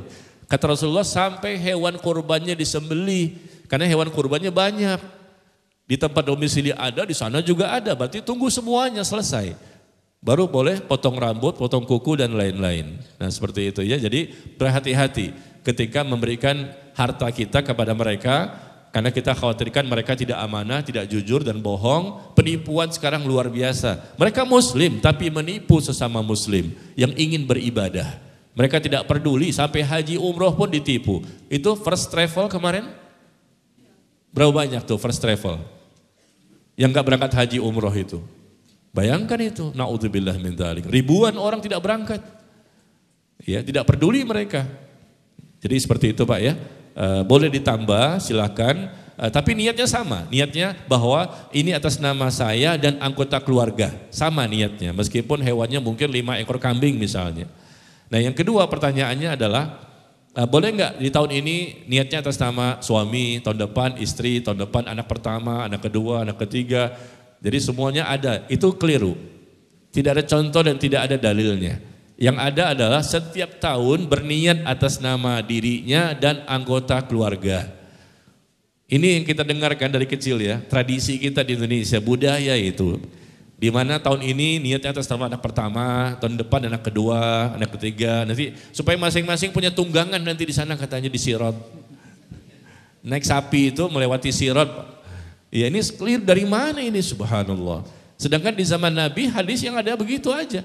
Ya, seorang suami dia menyembelih hewan korban dan dia niatkan atas nama dirinya dan anggota keluarga. Seperti itu ya. Wallahu a'lam bishawab. Assalamualaikum Pak Ustadz. Dengan situasi negeri kita ini banyak kena musibah, jadi ada keinginan untuk berkorbannya di lokasi musibah, bencana lah. Di Tanjung Mas ini kalau korban itu menurut saya udah lebih dari cukup gitu. Sapi bisa sekian puluh, kambing sekian puluh. Kadang-kadang buat membagikannya aja juga panitia agak mikir juga gitu. Nah ini kan kita boleh enggak gitu. Apakah memang harus dipotong kemudian baru dagingnya yang diserahkan atau memang yang diminta dibeli di lokasi musibah. Terima kasih Pak. Iya. Barakallahu fiik. Hewan kurban yang kita jadikan hewan yang akan disembelih nanti ya, bisa saja kita sembelih di sini, lalu kita bagikan ya ke tempat-tempat yang ada korban bencana. Ya, bisa kita sembelih di sini, tapi dengan catatan memang nanti bisa bermanfaat untuk mereka dan masih layak untuk dimakan. Sebaiknya sih dibuat kornet ya. Ada kan kornet ya. Ya, jadi hewan itu disembelih di sini, kemudian dijadikan kornet atau makanan yang sudah siap saji, baru dikirim ke tempat-tempat bencana. Kalau memang seperti itu. Tapi kalau kita kirim ke sana berupa potongan-potongan daging di tempat bencana, ini nggak efektif. Mereka udah nggak punya duit, nggak punya kompor, nggak punya minyak, nggak punya gas. Bagaimana mungkin mereka bisa memasaknya? Ya. Jadi sebaiknya dari sini sudah disiapkan gitu, tinggal dikirim masakannya atau berupa kornet tadi. Atau cara kedua memang hewannya yang dikirim ke sana. Atau mungkin di sananya ada hewan memang begitu, dipotong di sana saja. Sebagaimana tadi kan tebar kurban kan kita transfer uang saja. Nah, di sana ada hewan yang mereka beli di tempat bencana di sana, barangkali ada tempat-tempat terdekat dengan tempat bencana yang masih ada hewan-hewan yang bisa dimanfaatkan. Jadi caranya ada dua ya, bisa dari sini dikirim atau mungkin dari sana memang sudah ada hewan yang disembelih saja langsung di sana ya. Yang jelas orang yang terkena bencana itu jangan diperberat untuk mereka sibuk memasak dan lain-lain karena mereka nggak punya itu. Makanya di Saudi Arabia Bapak Ibu, di Saudi Arabia orang yang berkorban itu banyak ya, karena memang mereka orang-orang kaya dan mereka mungkin tidak banyak yang menginginkan karena mereka sudah terbiasa makan daging seperti itu. Biasanya mereka karena membludak dikirim ke Afrika. Dikirim ke Afrika, disembelihnya di Saudi. Dikirim ke Afrika dalam bentuk daging utuh yang dieskan gitu ya, masih bagus, atau dijadikan makanan yang nantinya sudah siap saji seperti kornet tadi atau yang lain-lain, lalu dikirimkanlah ke Afrika sana. Karena mungkin di Afrika sana banyak kaum muslimin yang miskin kan, orang kafir pun boleh kita berikan sebagai hadiah. Yang enggak boleh itu zakat. Zakat tidak boleh diberikan kepada orang kafir. Tapi kalau hewan kurban boleh diberikan kepada mereka. Ya seperti itu. Terus satu lagi tadi saya sebagai tambahan ya, Bapak yang pertama tadi bertanya, tolong ibu-ibu, istri dan anak-anak jangan berkorban. Cukup suami saja yang sudah mewakili kan niatnya atas nama dirinya dan anggota keluarga. Jadi jangan suami sudah berkorban, istri juga berkorban, anak juga berkorban. Jadi satu rumah itu banyak sekali hewan korbannya. Nah cara seperti ini berlebih-lebihan karena tidak ada contoh dari salaf. Orang-orang terdahulu di zaman Rasul, sahabat, ya, tabi'in, nggak ada yang masing-masing. Nabi itu istrinya 9 yang hidup bersama beliau sampai mati.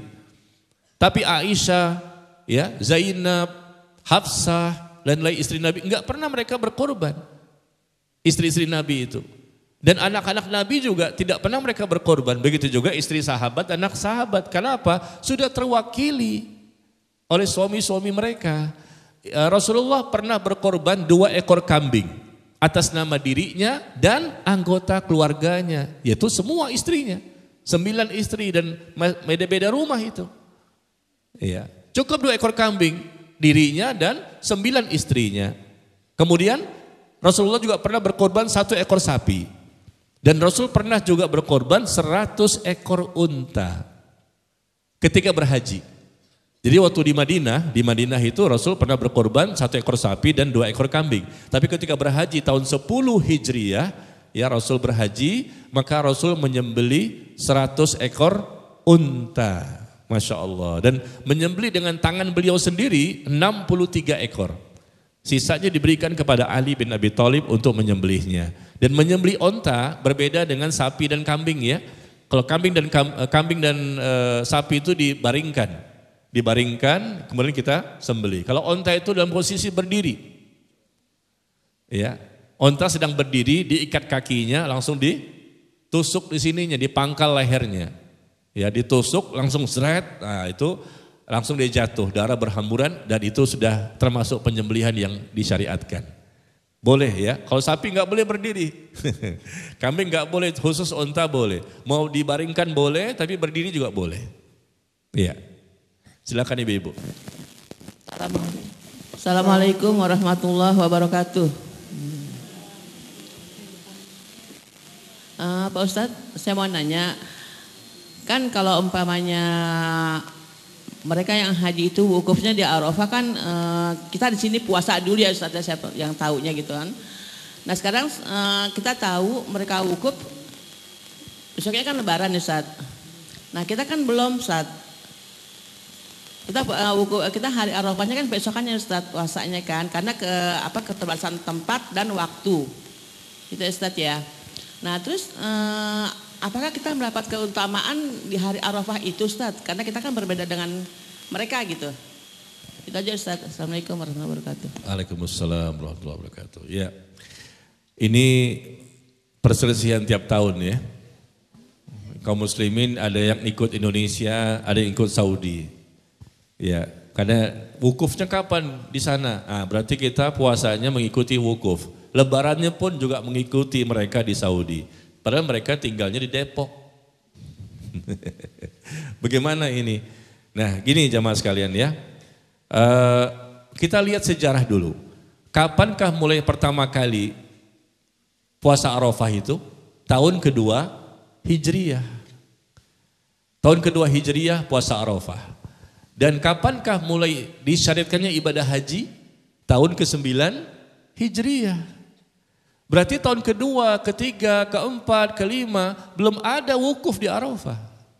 Tapi Rasulullah dan para sahabat sudah puasa Arafah. Itu menunjukkan puasa Arafah itu tergantung kepada waktu tanggal 9 Zulhijjah, bukan tergantung kepada tempatnya. Nah, ini sejarah dulu.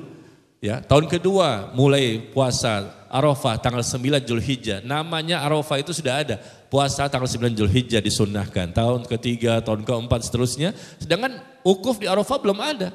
Karena haji belum disyariatkan. Ada baru tahun 9. Rasul tahun ke-10-nya baru berhaji. Tahun ke-9-nya Rasul mengutus Abu Bakar dan Ali bin Abi Thalib untuk berhaji. Tapi Rasul baru bisa berhaji tahun berikutnya, tahun 10. Nah, berarti kan tahun kedua, ketiga, keempat, kelima belum ada wukuf kan? Tapi Rasul dan para sahabat sudah berpuasa Arafah tanggal 9. Nah, ini yang pertama. Padahal wukuf belum ada. Itu menunjukkan bahwa wukuf itu tidak menjadi patokan. Yang penting tanggal 9 Zulhijjah. Ini yang pertama. Yang kedua bahwa menentukan tanggal 9 Zulhijjah itu sebagai saum Arafah. Kita lihat Rasulullah Sallallahu Alaihi Wasallam ketika beliau berpuasa Arafah tanggal 9, mulai tahun kedua, ketiga, keempat dan seterusnya, beliau berada di mana pada waktu itu? Di Madinah kan? Di Madinah. Sedangkan kita tahu menentukan tanggal 1-nya di Madinah berarti Rasul melihat bulan di kota Madinah. Dan Rasul tidak mencari tahu, tidak berusaha mencari tahu bagaimana di Mekah mulai kapan tanggal 1-nya. Tanggal 1 di Mekah lihat sendiri, di Madinah tanggal 1 Zulhijjahnya melihat sendiri masing-masing. Kalau ada sahabat yang diutus dari Madinah menuju ke Mekah untuk cari tahu, wukuf tanggal berapa sih di sana? Mereka berangkat 1 minggu, pulang 1 minggu. Udah habis. Iya kan? Karena berangkat pada waktu itu Mekah Madinah 1 minggu perjalanan. Ya, kalau Rasul mengutus ya ke Mekah, ya berangkat 1 minggu, pulang lagi untuk menginformasikan, ya Rasulullah, ternyata sampai di Madinah udah tanggal berapa? Udah tanggal 15. Karena seminggu pulang, seminggu pergi.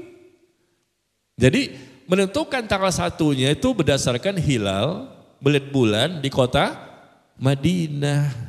Rasul tidak tergantung kepada hilal di kota Mekah. Itu menunjukkan bahwa hilal kita juga di Indonesia, tidak tergantung dengan di sana. Karena Rasul juga tidak tergantung dengan hilal di kota Mekah. Apalagi mulainya puasa Arafah itu tahun kedua Hijriyah.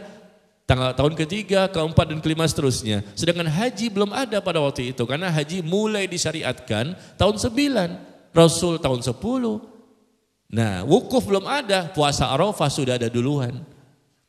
Ya, jadi itu menunjukkan bahwa puasa Arafah tanggal 9 Zulhijjah itu tidak tergantung kepada wukuf.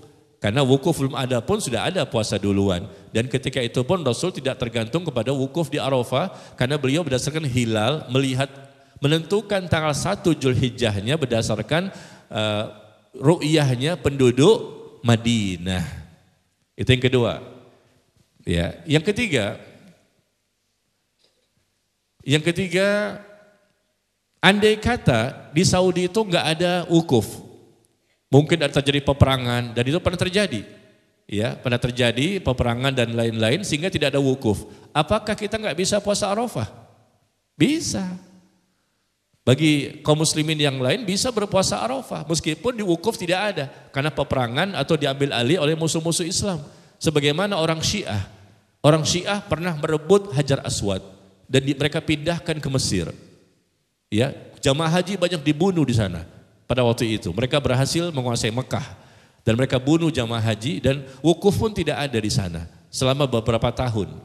Tapi kemudian karena mereka mengambil Hajar Aswad dibawa ke Mesir, di tempat mereka berkuasa, lalu mereka banyak bencana di sana. Setelah membawa Hajar Aswad tadi, akhirnya mereka kembalikan lagi Hajar Aswad ke Ka'bah. Ya, dan itu selama beberapa tahun tidak ada wukuf di Arafah. Bagaimana? Tetap kita disyariatkan berpuasa tanggal 9 Zulhijjah. Ya, seperti itu. Jadi kita lihat ya, dari zaman Rasulullah, para sahabat, para tabi'in, tabi'ut tabi'in, imam yang 4 berabad-abad, lebih dari 1000 tahun. Seluruh kaum muslimin di muka bumi ini, mereka berpuasa tanggal 9 Zulhijjah, berpuasa Arafah, tergantung kepada di mana negeri mereka tinggal. Semuanya, selama lebih dari 1000 tahun. Di Indonesia, di Afrika, di Eropa, di Amerika, dimanapun mereka berpuasa Arafah tanggal 9 Zulhijjah itu berdasarkan melihat bulan tanggal 1-nya di negeri masing-masing. Karena Rasul pun demikian di Madinah, gak patokan kepada Mekah. Tapi baru kemarin nih, puluhan tahun yang lalu semenjak ditemukannya telepon, akhirnya kaum muslimin tahu, oh di sana sudah wukuf, oh kapan tanggal 1, ya kan? Semenjak ada telepon komunikasi, akhirnya berubahlah fatwa. Ada sebagian ulama yang mengatakan berarti kita mengikuti sana.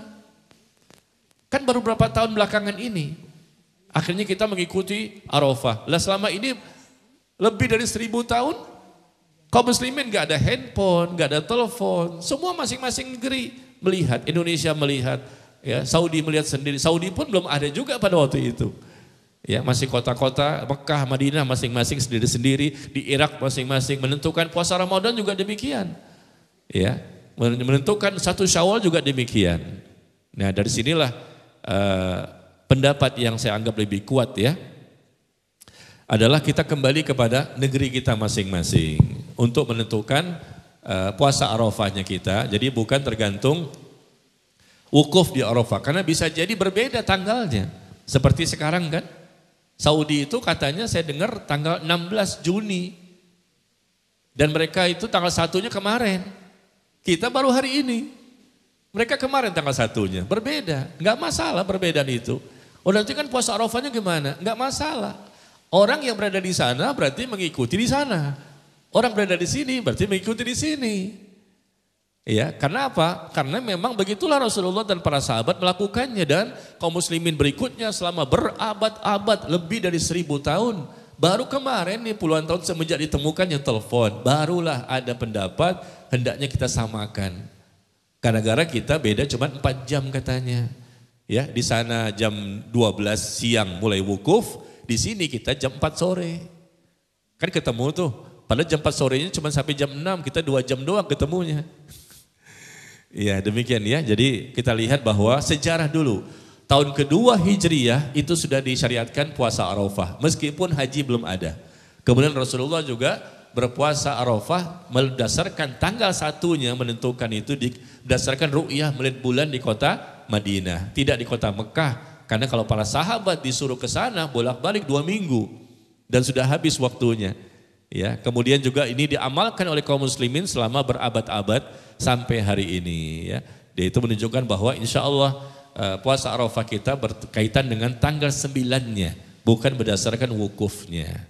Dan ini pendapat yang lebih kuat dan disebutkan oleh Al-Imam An-Nawawi rahimahullah, Al-Hafidh Ibnu Hajar Al-Asqalani rahimahullah, ya, Syekhul Islam Ibnu Taimiyah rahimahullah, ulama di zaman sekarang seperti Syekh Muhammad bin Saleh Al-Utsaimin rahimahullah, Syekh Sulaiman Ar-Ruhaili hafizahullah, dan para ulama yang lain. Wallahu a'lam bishawab. Assalamualaikum Ustaz. Saya ingin menanyakan di poin 15 itu Ustaz, tentang neraka gitu Ustaz ya. Apakah memang neraka itu sudah dibuka, ada penghuninya gitu Ustaz, sementara dibebaskan orang-orang yang di neraka pada hari-hari Arafah? Baik. Apakah neraka saat ini sudah ada penghuninya atau surga sudah ada penghuninya? Surga sudah diciptakan, neraka sudah diciptakan, dan hari ini sudah ada dari kemarin, sudah lama sekali. Dan Allah sudah menjelaskan itu. Uiddat ya lil muttaqin. Sorga itu sudah ada, sudah disiapkan bagi orang-orang bertakwa. Sudah ada, uiddat, sudah disiapkan. Begitu juga neraka, uiddat lil kafirin, telah disiapkan, telah kalimatnya bagi orang kafir. Nah kemudian Rasul pun ternyata pernah Isra dan Mi'raj, ataupun dalam kondisi-kondisi yang lain beliau pernah diperlihatkan sorga seperti ini, keindahannya segala macam, sehingga Rasul menceritakan kepada umatnya, begini loh sorga, istananya, sungainya madu, sungai khamar, sungai susu, ya begitu luar biasanya indah, nikmat. Begitu juga Rasul pernah diperlihatkan tentang neraka. Maka Rasul bisa menceritakan di sana ada orang-orang yang digambarkan kepada Nabi bahwa ada orang seperti ini disiksa, ya seperti orang yang gibah, orang yang berzina, orang yang begini, orang begini dan begini, banyak sekali. Ya gambaran-gambaran yang diperlihatkan kepada Rasulullah tentang orang yang disiksa di neraka. Nah kemudian berarti neraka dan surga sudah ada karena Allah dan Rasul mengatakan demikian, tetapi penghuninya sudah ada belum? Nah, penghuni sorga tentunya sudah ada para bidadari dan para malaikat, ya.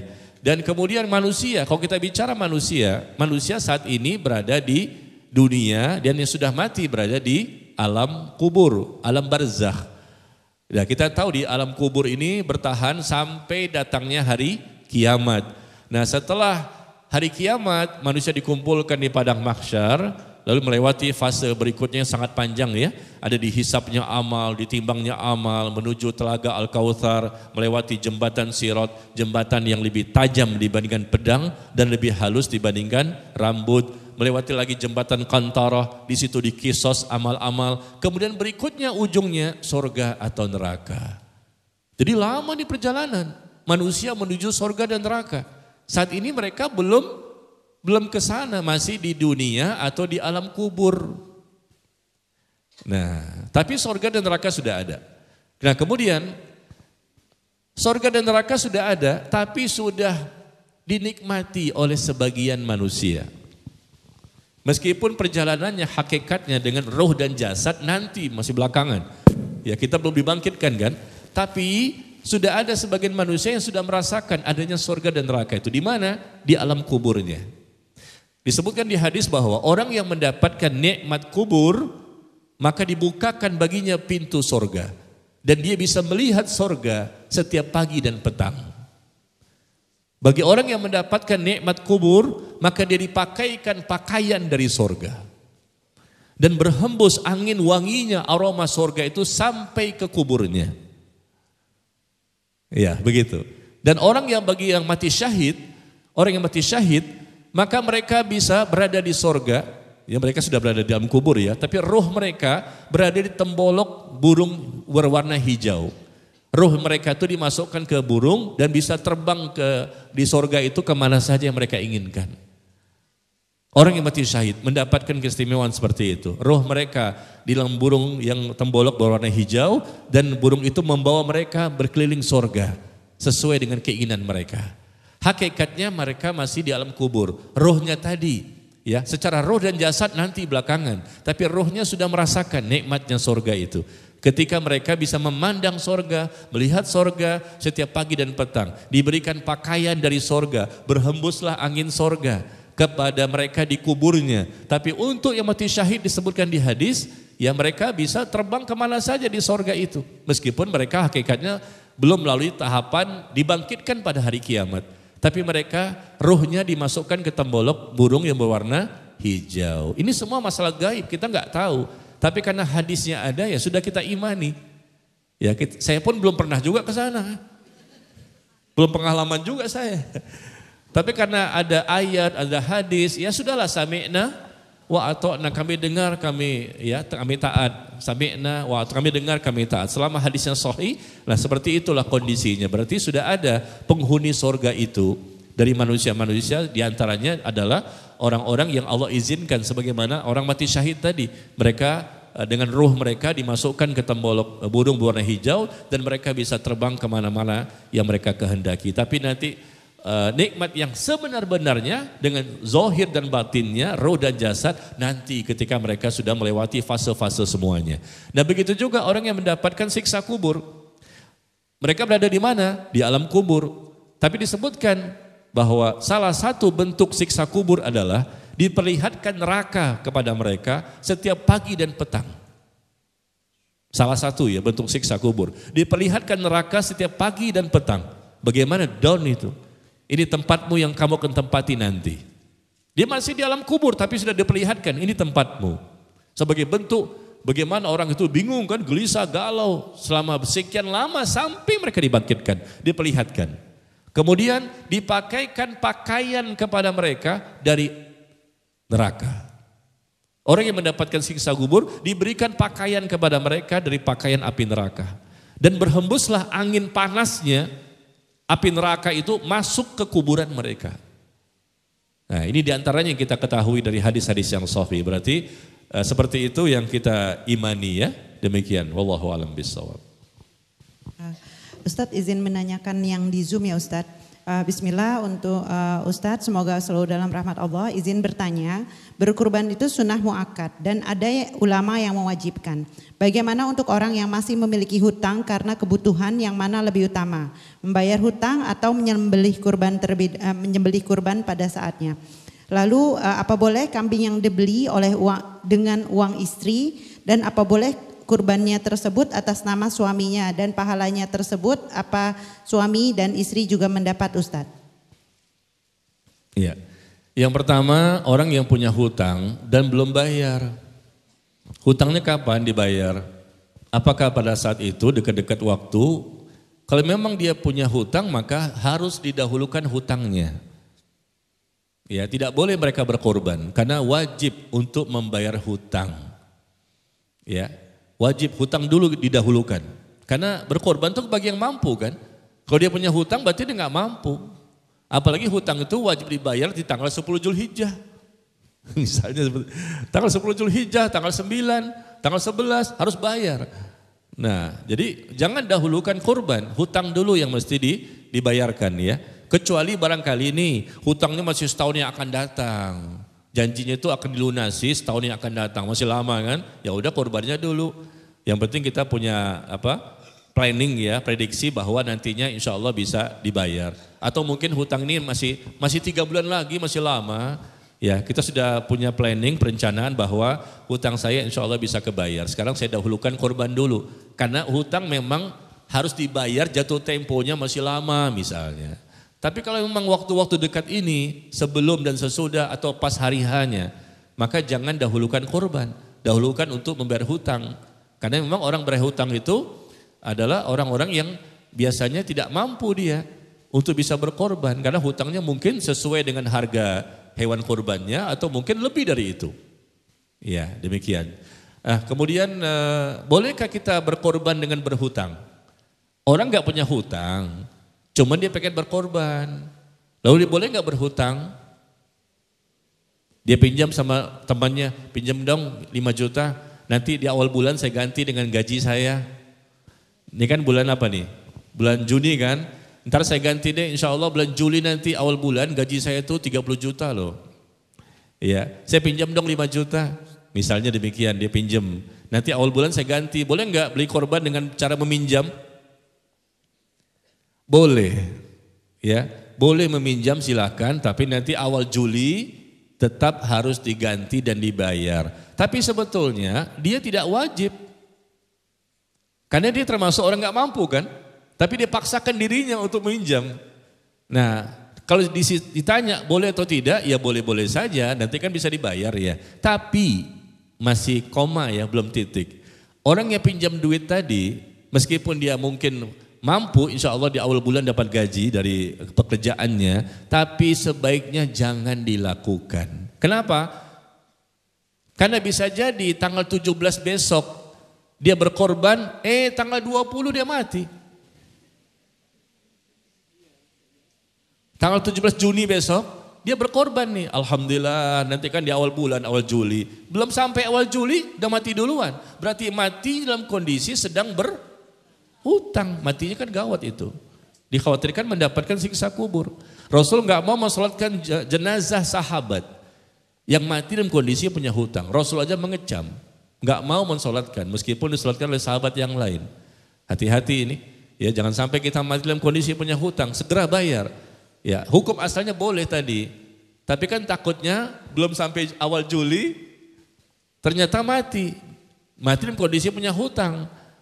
Ya, dan Rasul menyebutkan bahwa ada seorang sahabat ya meninggal dalam kondisi punya hutang dan Rasul tidak mau mensolatkannya, lalu kemudian dibayarkan oleh sahabat yang lain. Setelah dibayarkan oleh sahabat yang lain, Rasul mengatakan al-an barodajjalatuhu. Sekarang setelah dibayarkan hutangnya oleh orang lain, hutang si mayit, barulah kulitnya menjadi dingin. Barulah kulitnya menjadi dingin. Sebelumnya nah, itu yang dikhawatirkan ya, maka jangan bermudah-mudahan lah. Meskipun hukum asalnya boleh, ya demikian. Satu lagi tadi masalah korban ya. Korban tadi saya katakan korban itu suami yang berniat. Suami berniat atas nama dirinya dan anggota keluarga. Jadi istri tidak usah berkorban, anak pun tidak usah berkorban karena memang tuntunan tidak ada, dalil tidak ada, contoh tidak ada dari Rasulullah, sahabat dan seterusnya. Cukup ya suami saja. Kalaupun istri ingin beramal saleh atau anak, mereka juga udah bekerja, punya uang juga banyak juga, maka mereka amal saleh dengan cara yang lain saja. Cukup mereka bersedekah. Ya, bersedekah dengan mereka berikan uang kepada fakir miskin. Itu bisa juga kan sebagai amal saleh. Enggak mesti semuanya harus berkorban-korban juga. Iya, seperti itu. Jadi kalau sudah tinggal bersama di satu rumah yang sama cukup terwakili oleh bapak atau suami. Kecuali anak punya uang nih, dia bisa juga berkorban. Tapi anak itu tinggal di rumah yang lain dengan istrinya. Nah, cukup dia berkorban di rumah itu. Si anak laki-laki ini berniat atas nama dirinya dan istrinya dan anak-anaknya. Karena mereka sudah berpisah, sudah lepas dari satu rumah yang sama dan dia pun juga mampu untuk bisa membeli hewan korban. Wallahu a'lam. Ustadz, bagaimana kalau kita punya hutang yang cukup banyak, sudah dicicil, bayar sedikit-sedikit karena sebagian dana yang dipunya diprioritaskan untuk pergi haji dahulu. Bagaimana hukum hajinya Ustadz? Melambatkan membayar hutang untuk menyicil haji Ustadz. Iya. Sama seperti korban tadi kan.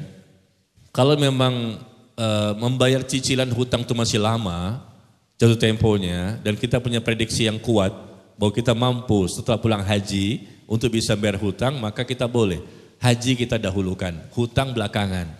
Karena jatuh temponya masih lama dan kita pun punya prediksi yang kuat, kita mampu kok nanti insya Allah pulang haji untuk bisa bayar hutang kita.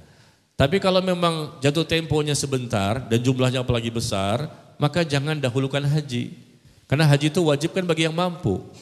Ya kalau nggak mampu nggak wajib untuk haji ya. Jangan kita dahulukan haji. Karena mencicil atau membayar hutang itu lebih utama, lebih wajib. Ya, ketika memang jatuh temponya pada saat yang sama atau berdekatan dengan pada waktu ibadah haji. Ya seperti itu. Ustadz, bagaimana jika berkurban urunan untuk orang tua yang sudah meninggal, kurbannya urunan dari anak-anaknya yang masih hidup? Iya, orang tua sudah meninggal dunia, maka boleh anak-anaknya berurunan ya, berpatungan gitu untuk membeli hewan kurban, diniatkan atas nama orang tuanya. Ya. Boleh misalnya satu orang anak, satu orang saja dia beli hewan kambing 1 ekor. Saya niatkan ini atas nama orang tua saya. Atau saya niatkan ini atas nama saya, keluarga saya, dan orang tua saya sekaligus. Jadi 1 ekor kambing sekaligus semuanya disebutkan. 1 ekor kambing ini atas nama saya, keluarga saya, dan orang tua saya sudah meninggal. Atau dengan cara kedua, kita belikan kambing secara terpisah. Ya, ini buat saya dan keluarga, ini khusus untuk orang tua. Itu juga bisa dengan cara kedua. Karena bersedekah dengan harta itu disyariatkan. Ada hadisnya banyak. Ya, ketika seseorang datang kepada Nabi SAW, ya Rasulullah, sesungguhnya ibuku sudah meninggal dunia. Ketika aku bersedekah atas namanya, apakah sampai? Bermanfaat? Kata Rasulullah sampai. Datang lagi laki-laki yang lain bertanya, ya Rasulullah, sesungguhnya bapakku sudah meninggal dunia. Apakah aku bersedekah atas nama bapakku, dia diampuni dosa-dosanya? Kata Rasulullah, iya bermanfaat sampai.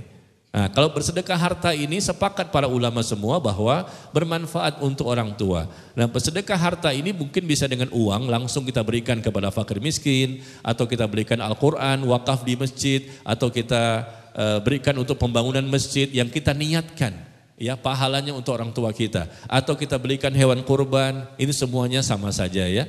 Jadi sedekah harta itu boleh kita niatkan untuk orang tua kita. Ya. Afwan Ustadz, ini masih soal kurban. Bagaimana hukumnya jika di keluarga saya itu seringnya adalah patungan kurban, satu kurban untuk beramai-ramai antara ibu, anak, dan anak-anaknya, hukumnya seperti apa? Dan kalau berkurban, tadi Ustadz katakan afdolnya adalah kita potong sendiri. Bagaimana kalau kami takut darah Ustadz? Iya, begini ya, ini ada akhwat yang lewat. Terbuka lagi auratnya, nggak pakai jilbab. Nah, ini bukan kucing dah, tapi namanya apa? Kuciang. Iya, jadi kalau suami nggak mampu, barangkali dia pensiunan, ya pensiun berapa sih? Dia nggak mampu untuk membeli hewan kurban. Lalu anaknya mampu, istrinya mampu. Ya kan, biasanya ibu-ibu tuh yang lebih kaya ya. Iya Pak ya? Iya, suami udah pensiun pun tetap ibu-ibu istrinya tajir melintir. Melintir-lintir tuh. Nah, suami nggak punya kemampuan membeli hewan kurban pensiunan, tapi ibunya kaya, mampu lah ya. Anak juga mampu. Maka ibu dan anak tadi memberikan uang ke suami. Nanti suami yang berniat. Bukan karena suami nggak punya uang, nggak berkorban. Sedangkan kalau gitu kitalah yang menggantikan nih, istri dan anak yang berkorban. Enggak, tapi istri dan anak tadi siapa di antara mereka yang mampu, atau mereka patungan. Anak dan istri gabungin duitnya, kasih ke suami. Nanti suami yang berniat. Ya, mereka patungan, atau mungkin bukan patungan, ternyata anak nggak punya, yang punya uang istri. Nah, istri ngasih ke suami. Tenang aja, ibu dapat pahala. Pahala memberikan kepada suami. Yang kedua, suami berniat atas nama dirinya dan seluruh anggota keluarga. Kecipratan lagi pahala. Nah seperti itu ya. Jangan ditinggalkan suaminya Bu. Selama suami masih hidup. Kalau kecuali suami sudah meninggal, maka estafet kepemimpinan itu beralih kepada istri. Nah istrilah, ibu sebagai pemimpin rumah tangga. Nah kalau dia mampu, silakan dia berkorban atas nama dirinya dan seluruh anggota keluarga di satu rumah yang sama. Kalau dia tidak mampu, si ibu ini ya sebulan itu semua dari anak Pak Ustadz. Ya sudah, nanti anak yang memberikan kepada ibu itu untuk bisa berkorban, nanti ibu itu yang berniat atas nama dirinya dan seluruh anggota keluarga di satu rumah tersebut. Ya. Jadi patungan mereka itu boleh, yang jelas nanti siapa yang berniat? Ya, berniat adalah kepala keluarga. Kalau suami nggak ada berarti istri. Nah masalah menyembelih tadi katanya takut darah ya. Memang ada orang seperti itu Bu, jangankan menyembelih hewan, dibekam saja pingsan. Ada. Bapak-bapak yang biasa bekam saya di rumah, saya kan juga rutin ya dibekam. Karena ingin mengeluarkan darah kotor dan dosa-dosa sekalian. Bisa nggak sih? Bekam mengeluarkan darah kotor dan dosa-dosa, bisa nggak sih? Kalau dosa sih taubat Pak ya, bukan dengan bekam caranya. Nah si bapak ini yang biasa bekam saya usianya 73 tahun. Tenaganya masih kuat ya, Masya Allah. Dia bisa membekam, dia terampil, dan dia cerita pengalaman bahwa dia pernah membekam seorang bapak-bapak, ya kemudian diperlihatkan kepadanya darah hitam, kentol hitam. Dan dia nggak tahu. Kalau bapak ini memang nggak bisa ngeliat darah, dia petunjuk, Pak, bapak ini kayaknya ada penyakit gini-gini, tunjukin darahnya. Begitu ditunjukin, langsung pingsan. Cerita dia begitu kepada saya. Rupanya dia nggak boleh lihat darah, nggak boleh melihat darah. Jangankan megang, ngelihat saja udah nggak bisa, nggak kuat dia. Kok bisa ya? Ada orang seperti itu. Iya. Ternyata bukan bapak itu saja yang dibekam itu begitu, ada juga orang-orang lain yang memang tidak bisa. Dan menyembelih sendiri itu kan kalau bisa. Kalau nggak bisa jangan dipaksakan, berarti kita minta tolong orang lain. Nah, ketika orang lain yang memotong, menyembelih hewan kurban kita, paling tidak kita hadir. Kalau memang tidak ada uzur, ya kita hadir melihat menyaksikan. Mungkin datang langsung di situ atau melihat videonya, divideokan.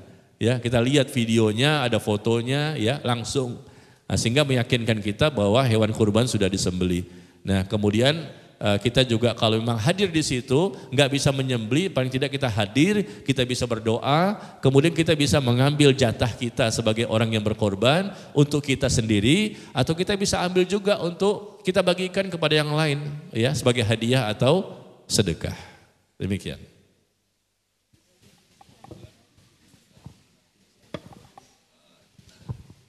Tadi mengenai di alam kubur.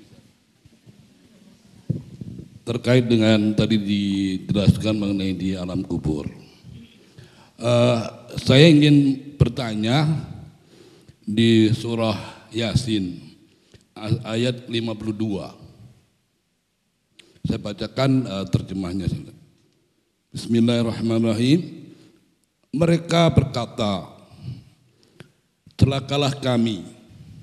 Siapakah yang membangkitkan kami dari tempat tidur kami atau kubur? Inilah yang dijanjikan Allah yang Maha Pengasih, dan benarlah Rasul-Rasulnya. Itu Ustaz, mohon pencerahan dan penjelasannya. Terima kasih.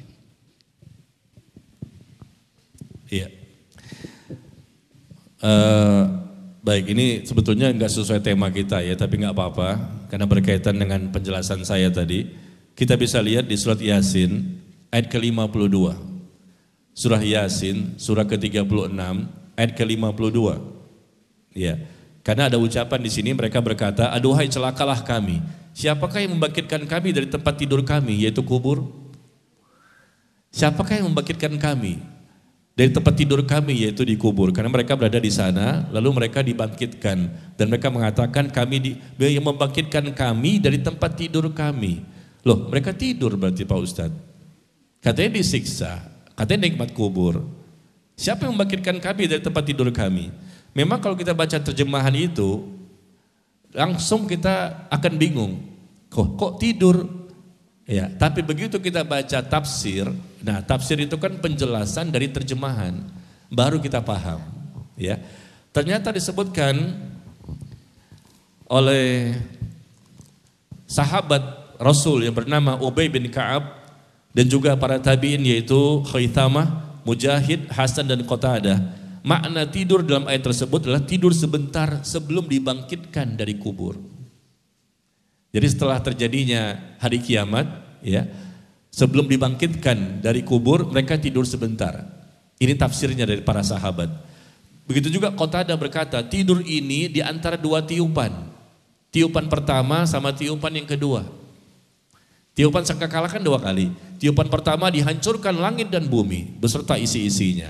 Kecuali beberapa yang tidak dihancurkan seperti sorga, neraka, bidadari, arsy dan lain-lain ya. Nah, menuju tiupan sangkakala kedua, sebelum ditiup untuk dibangkitkan semua manusia, maka mereka ditidurkan dulu. Sebelum dibangkitkan. Ini perkataan dari Qatadah, seorang tabi'in berdasarkan tafsir At-Tabari. Ya, tidur ini maksudnya di antara dua tiupan. Karenanya mereka berkata, siapakah yang membangkitkan kami dari tempat tidur kami? Jadi selama di alam kubur itu mereka mendapatkan siksa. Ini orang kafir sebetulnya yang berkata seperti ini. Karena mereka selama ini disiksa. Tiba-tiba mereka tidur sebentar, kemudian ditiupkan sangkakala, kemudian dibangkitkan. Nah begitu Pak urutannya. Jadi bukan mereka tidur selamanya sampai datang hari kiamat, tidak. Karena kita tahu di alam kubur itu ada nikmat dan siksa kubur. Jadi mereka yang maksudnya di surah Yasin ini adalah orang kafir. Yang mereka bingung dengan kondisi mereka. Karena selama ini mereka disiksa sampai hari kiamat. Ya, dan kemudian dibangkitkan. Dan sebelum dibangkitkan, antara tiupan sangkakala pertama dan kedua, sebelum dibangkitkan, mereka ditidurkan dulu. Ya, ini semua terjadi dengan izin Allah. Ini adalah tafsiran dari sahabat dan para tabi'in. Nah, kita nggak berani ya berkata-kata hal-hal yang tidak kita ketahui. Tapi karena di sini ada penafsiran dari para sahabat dan para tabi'in, generasi setelah sahabat, tafsirannya adalah tidur sebentar sebelum dibangkitkan dari kubur. Maka kita pun berani menyampaikan seperti ini. Ya, afwan. Cukup? Assalamualaikum warahmatullahi wabarakatuh. Izin bertanya Ustadz, jika ada ibu yang suaminya sudah meninggal, tapi dia berniat untuk berkurban, misalnya untuk berkurban untuk ibunya dan untuk suaminya juga, jadi satu-satu, dan qadarullah anaknya juga sudah meninggal, ingin berkurban juga untuk anaknya, tapi dari harta si anak itu, bagaimana hukumnya Ustadz? Lalu yang kedua, izin bertanya juga perihal umroh. Apa bedanya badal umroh dengan umroh sendiri? Padahal kalau si anak mau badalkan umroh orang tuanya kan dia juga dapat pahala. Sedangkan jika dia umroh sendiri kan dari yang diketahui dia orang tuanya juga dapat pahala. Mana keutamanya dia umroh sendiri dibandingkan dengan badal orang tuanya? Baik. Umroh itu juga diperintahkan ya bagi setiap Muslim untuk mengerjakannya, tapi mungkin sampai mati ada orang yang tidak bisa umroh, maka bisa badal umroh atau badal haji bagi orang yang sampai mati tidak bisa berhaji. Ya, nah tentunya orang yang bisa membadalkan umroh adalah orang yang sudah berumroh dulu, umroh keduanya baru boleh dia mengumrohkan orang lain. Orang yang belum umroh sama sekali nggak bisa membadalkan. Orang yang belum berhaji sama sekali belum bisa dia untuk badal haji. Badal haji itu bagi orang yang sudah pernah haji.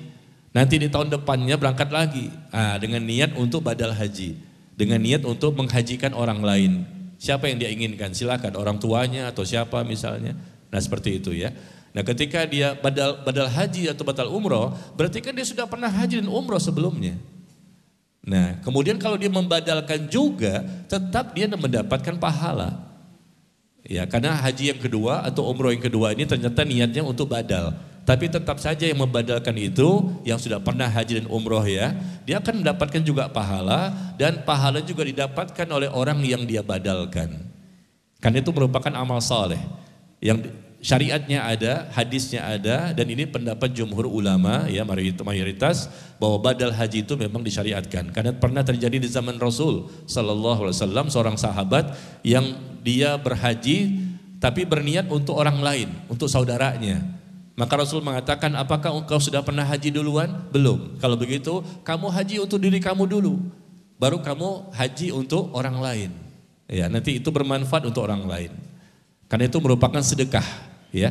Bersedekah, beramal soleh dengan tujuan kepada orang lain, dan ini enggak mesti kepada orang tua saja. Sifatnya umum kepada siapapun kita bisa membadalkan haji dan umroh. Adapun yang pertama tadi masalah kurban ya, si anak tadi ingin berkorban ya atas nama orang tuanya, yaitu insya Allah nggak masalah ya. Tapi di sini barangkali kalau anak itu ingin berkorban atas nama orang lain selain orang tua, nah disinilah para ulama beda pendapat. Ada yang mengatakan bahwa anak tadi berkorban untuk orang lain, misalnya barangkali istrinya ya. Ya, si suami ini berkorban sama istrinya, mungkin di atas nama tantenya, mungkin misalnya ponakannya. Nah di sini para ulama berbeda pendapat. Mereka mengatakan tidak bisa, karena kalau untuk korban itu memang untuk orang tua saja, tidak bisa kepada yang lain. Niatnya kepada orang yang sudah mati. Ya, kenapa? Karena memang tuntunannya tidak ada, contoh pun tidak ada. Adapun kepada orang tua itu ada contohnya dalam sedekah, ya sedekah harta. Yang ditujukan untuk orang tua itu ada. Wallahu a'lam bishawab ya, meskipun beda pendapat, ada ulama mengatakan kita boleh berkorban atas nama siapapun orang yang meninggal dunia. Ya itu ada pendapat memang, sebagian ulama mengatakan kepada siapapun yang meninggal dunia, enggak mesti orang tua kita saja. Ya, tetapi saya pribadi lebih condong untuk mengambil pendapat yang tidak, khusus untuk orang tua saja. Karena memang bersedekah itu atau kita beramal soleh itu hendaknya dengan dalil. Ya, contohnya cuma orang tua saja, tidak kita dapatkan untuk yang lain. Wallahu a'lam bishawab. Saya rasa sampai di sini ya, 9:30 sudah. Bercanda, wallahu taala a'lam bishawab. Wassallallahu ala nabiyina Muhammad walhamdulillahi rabbil alamin. Subhanakallahumma wa bihamdika asyhadu an la ilaha illa anta astaghfiruka wa atubu ilaik.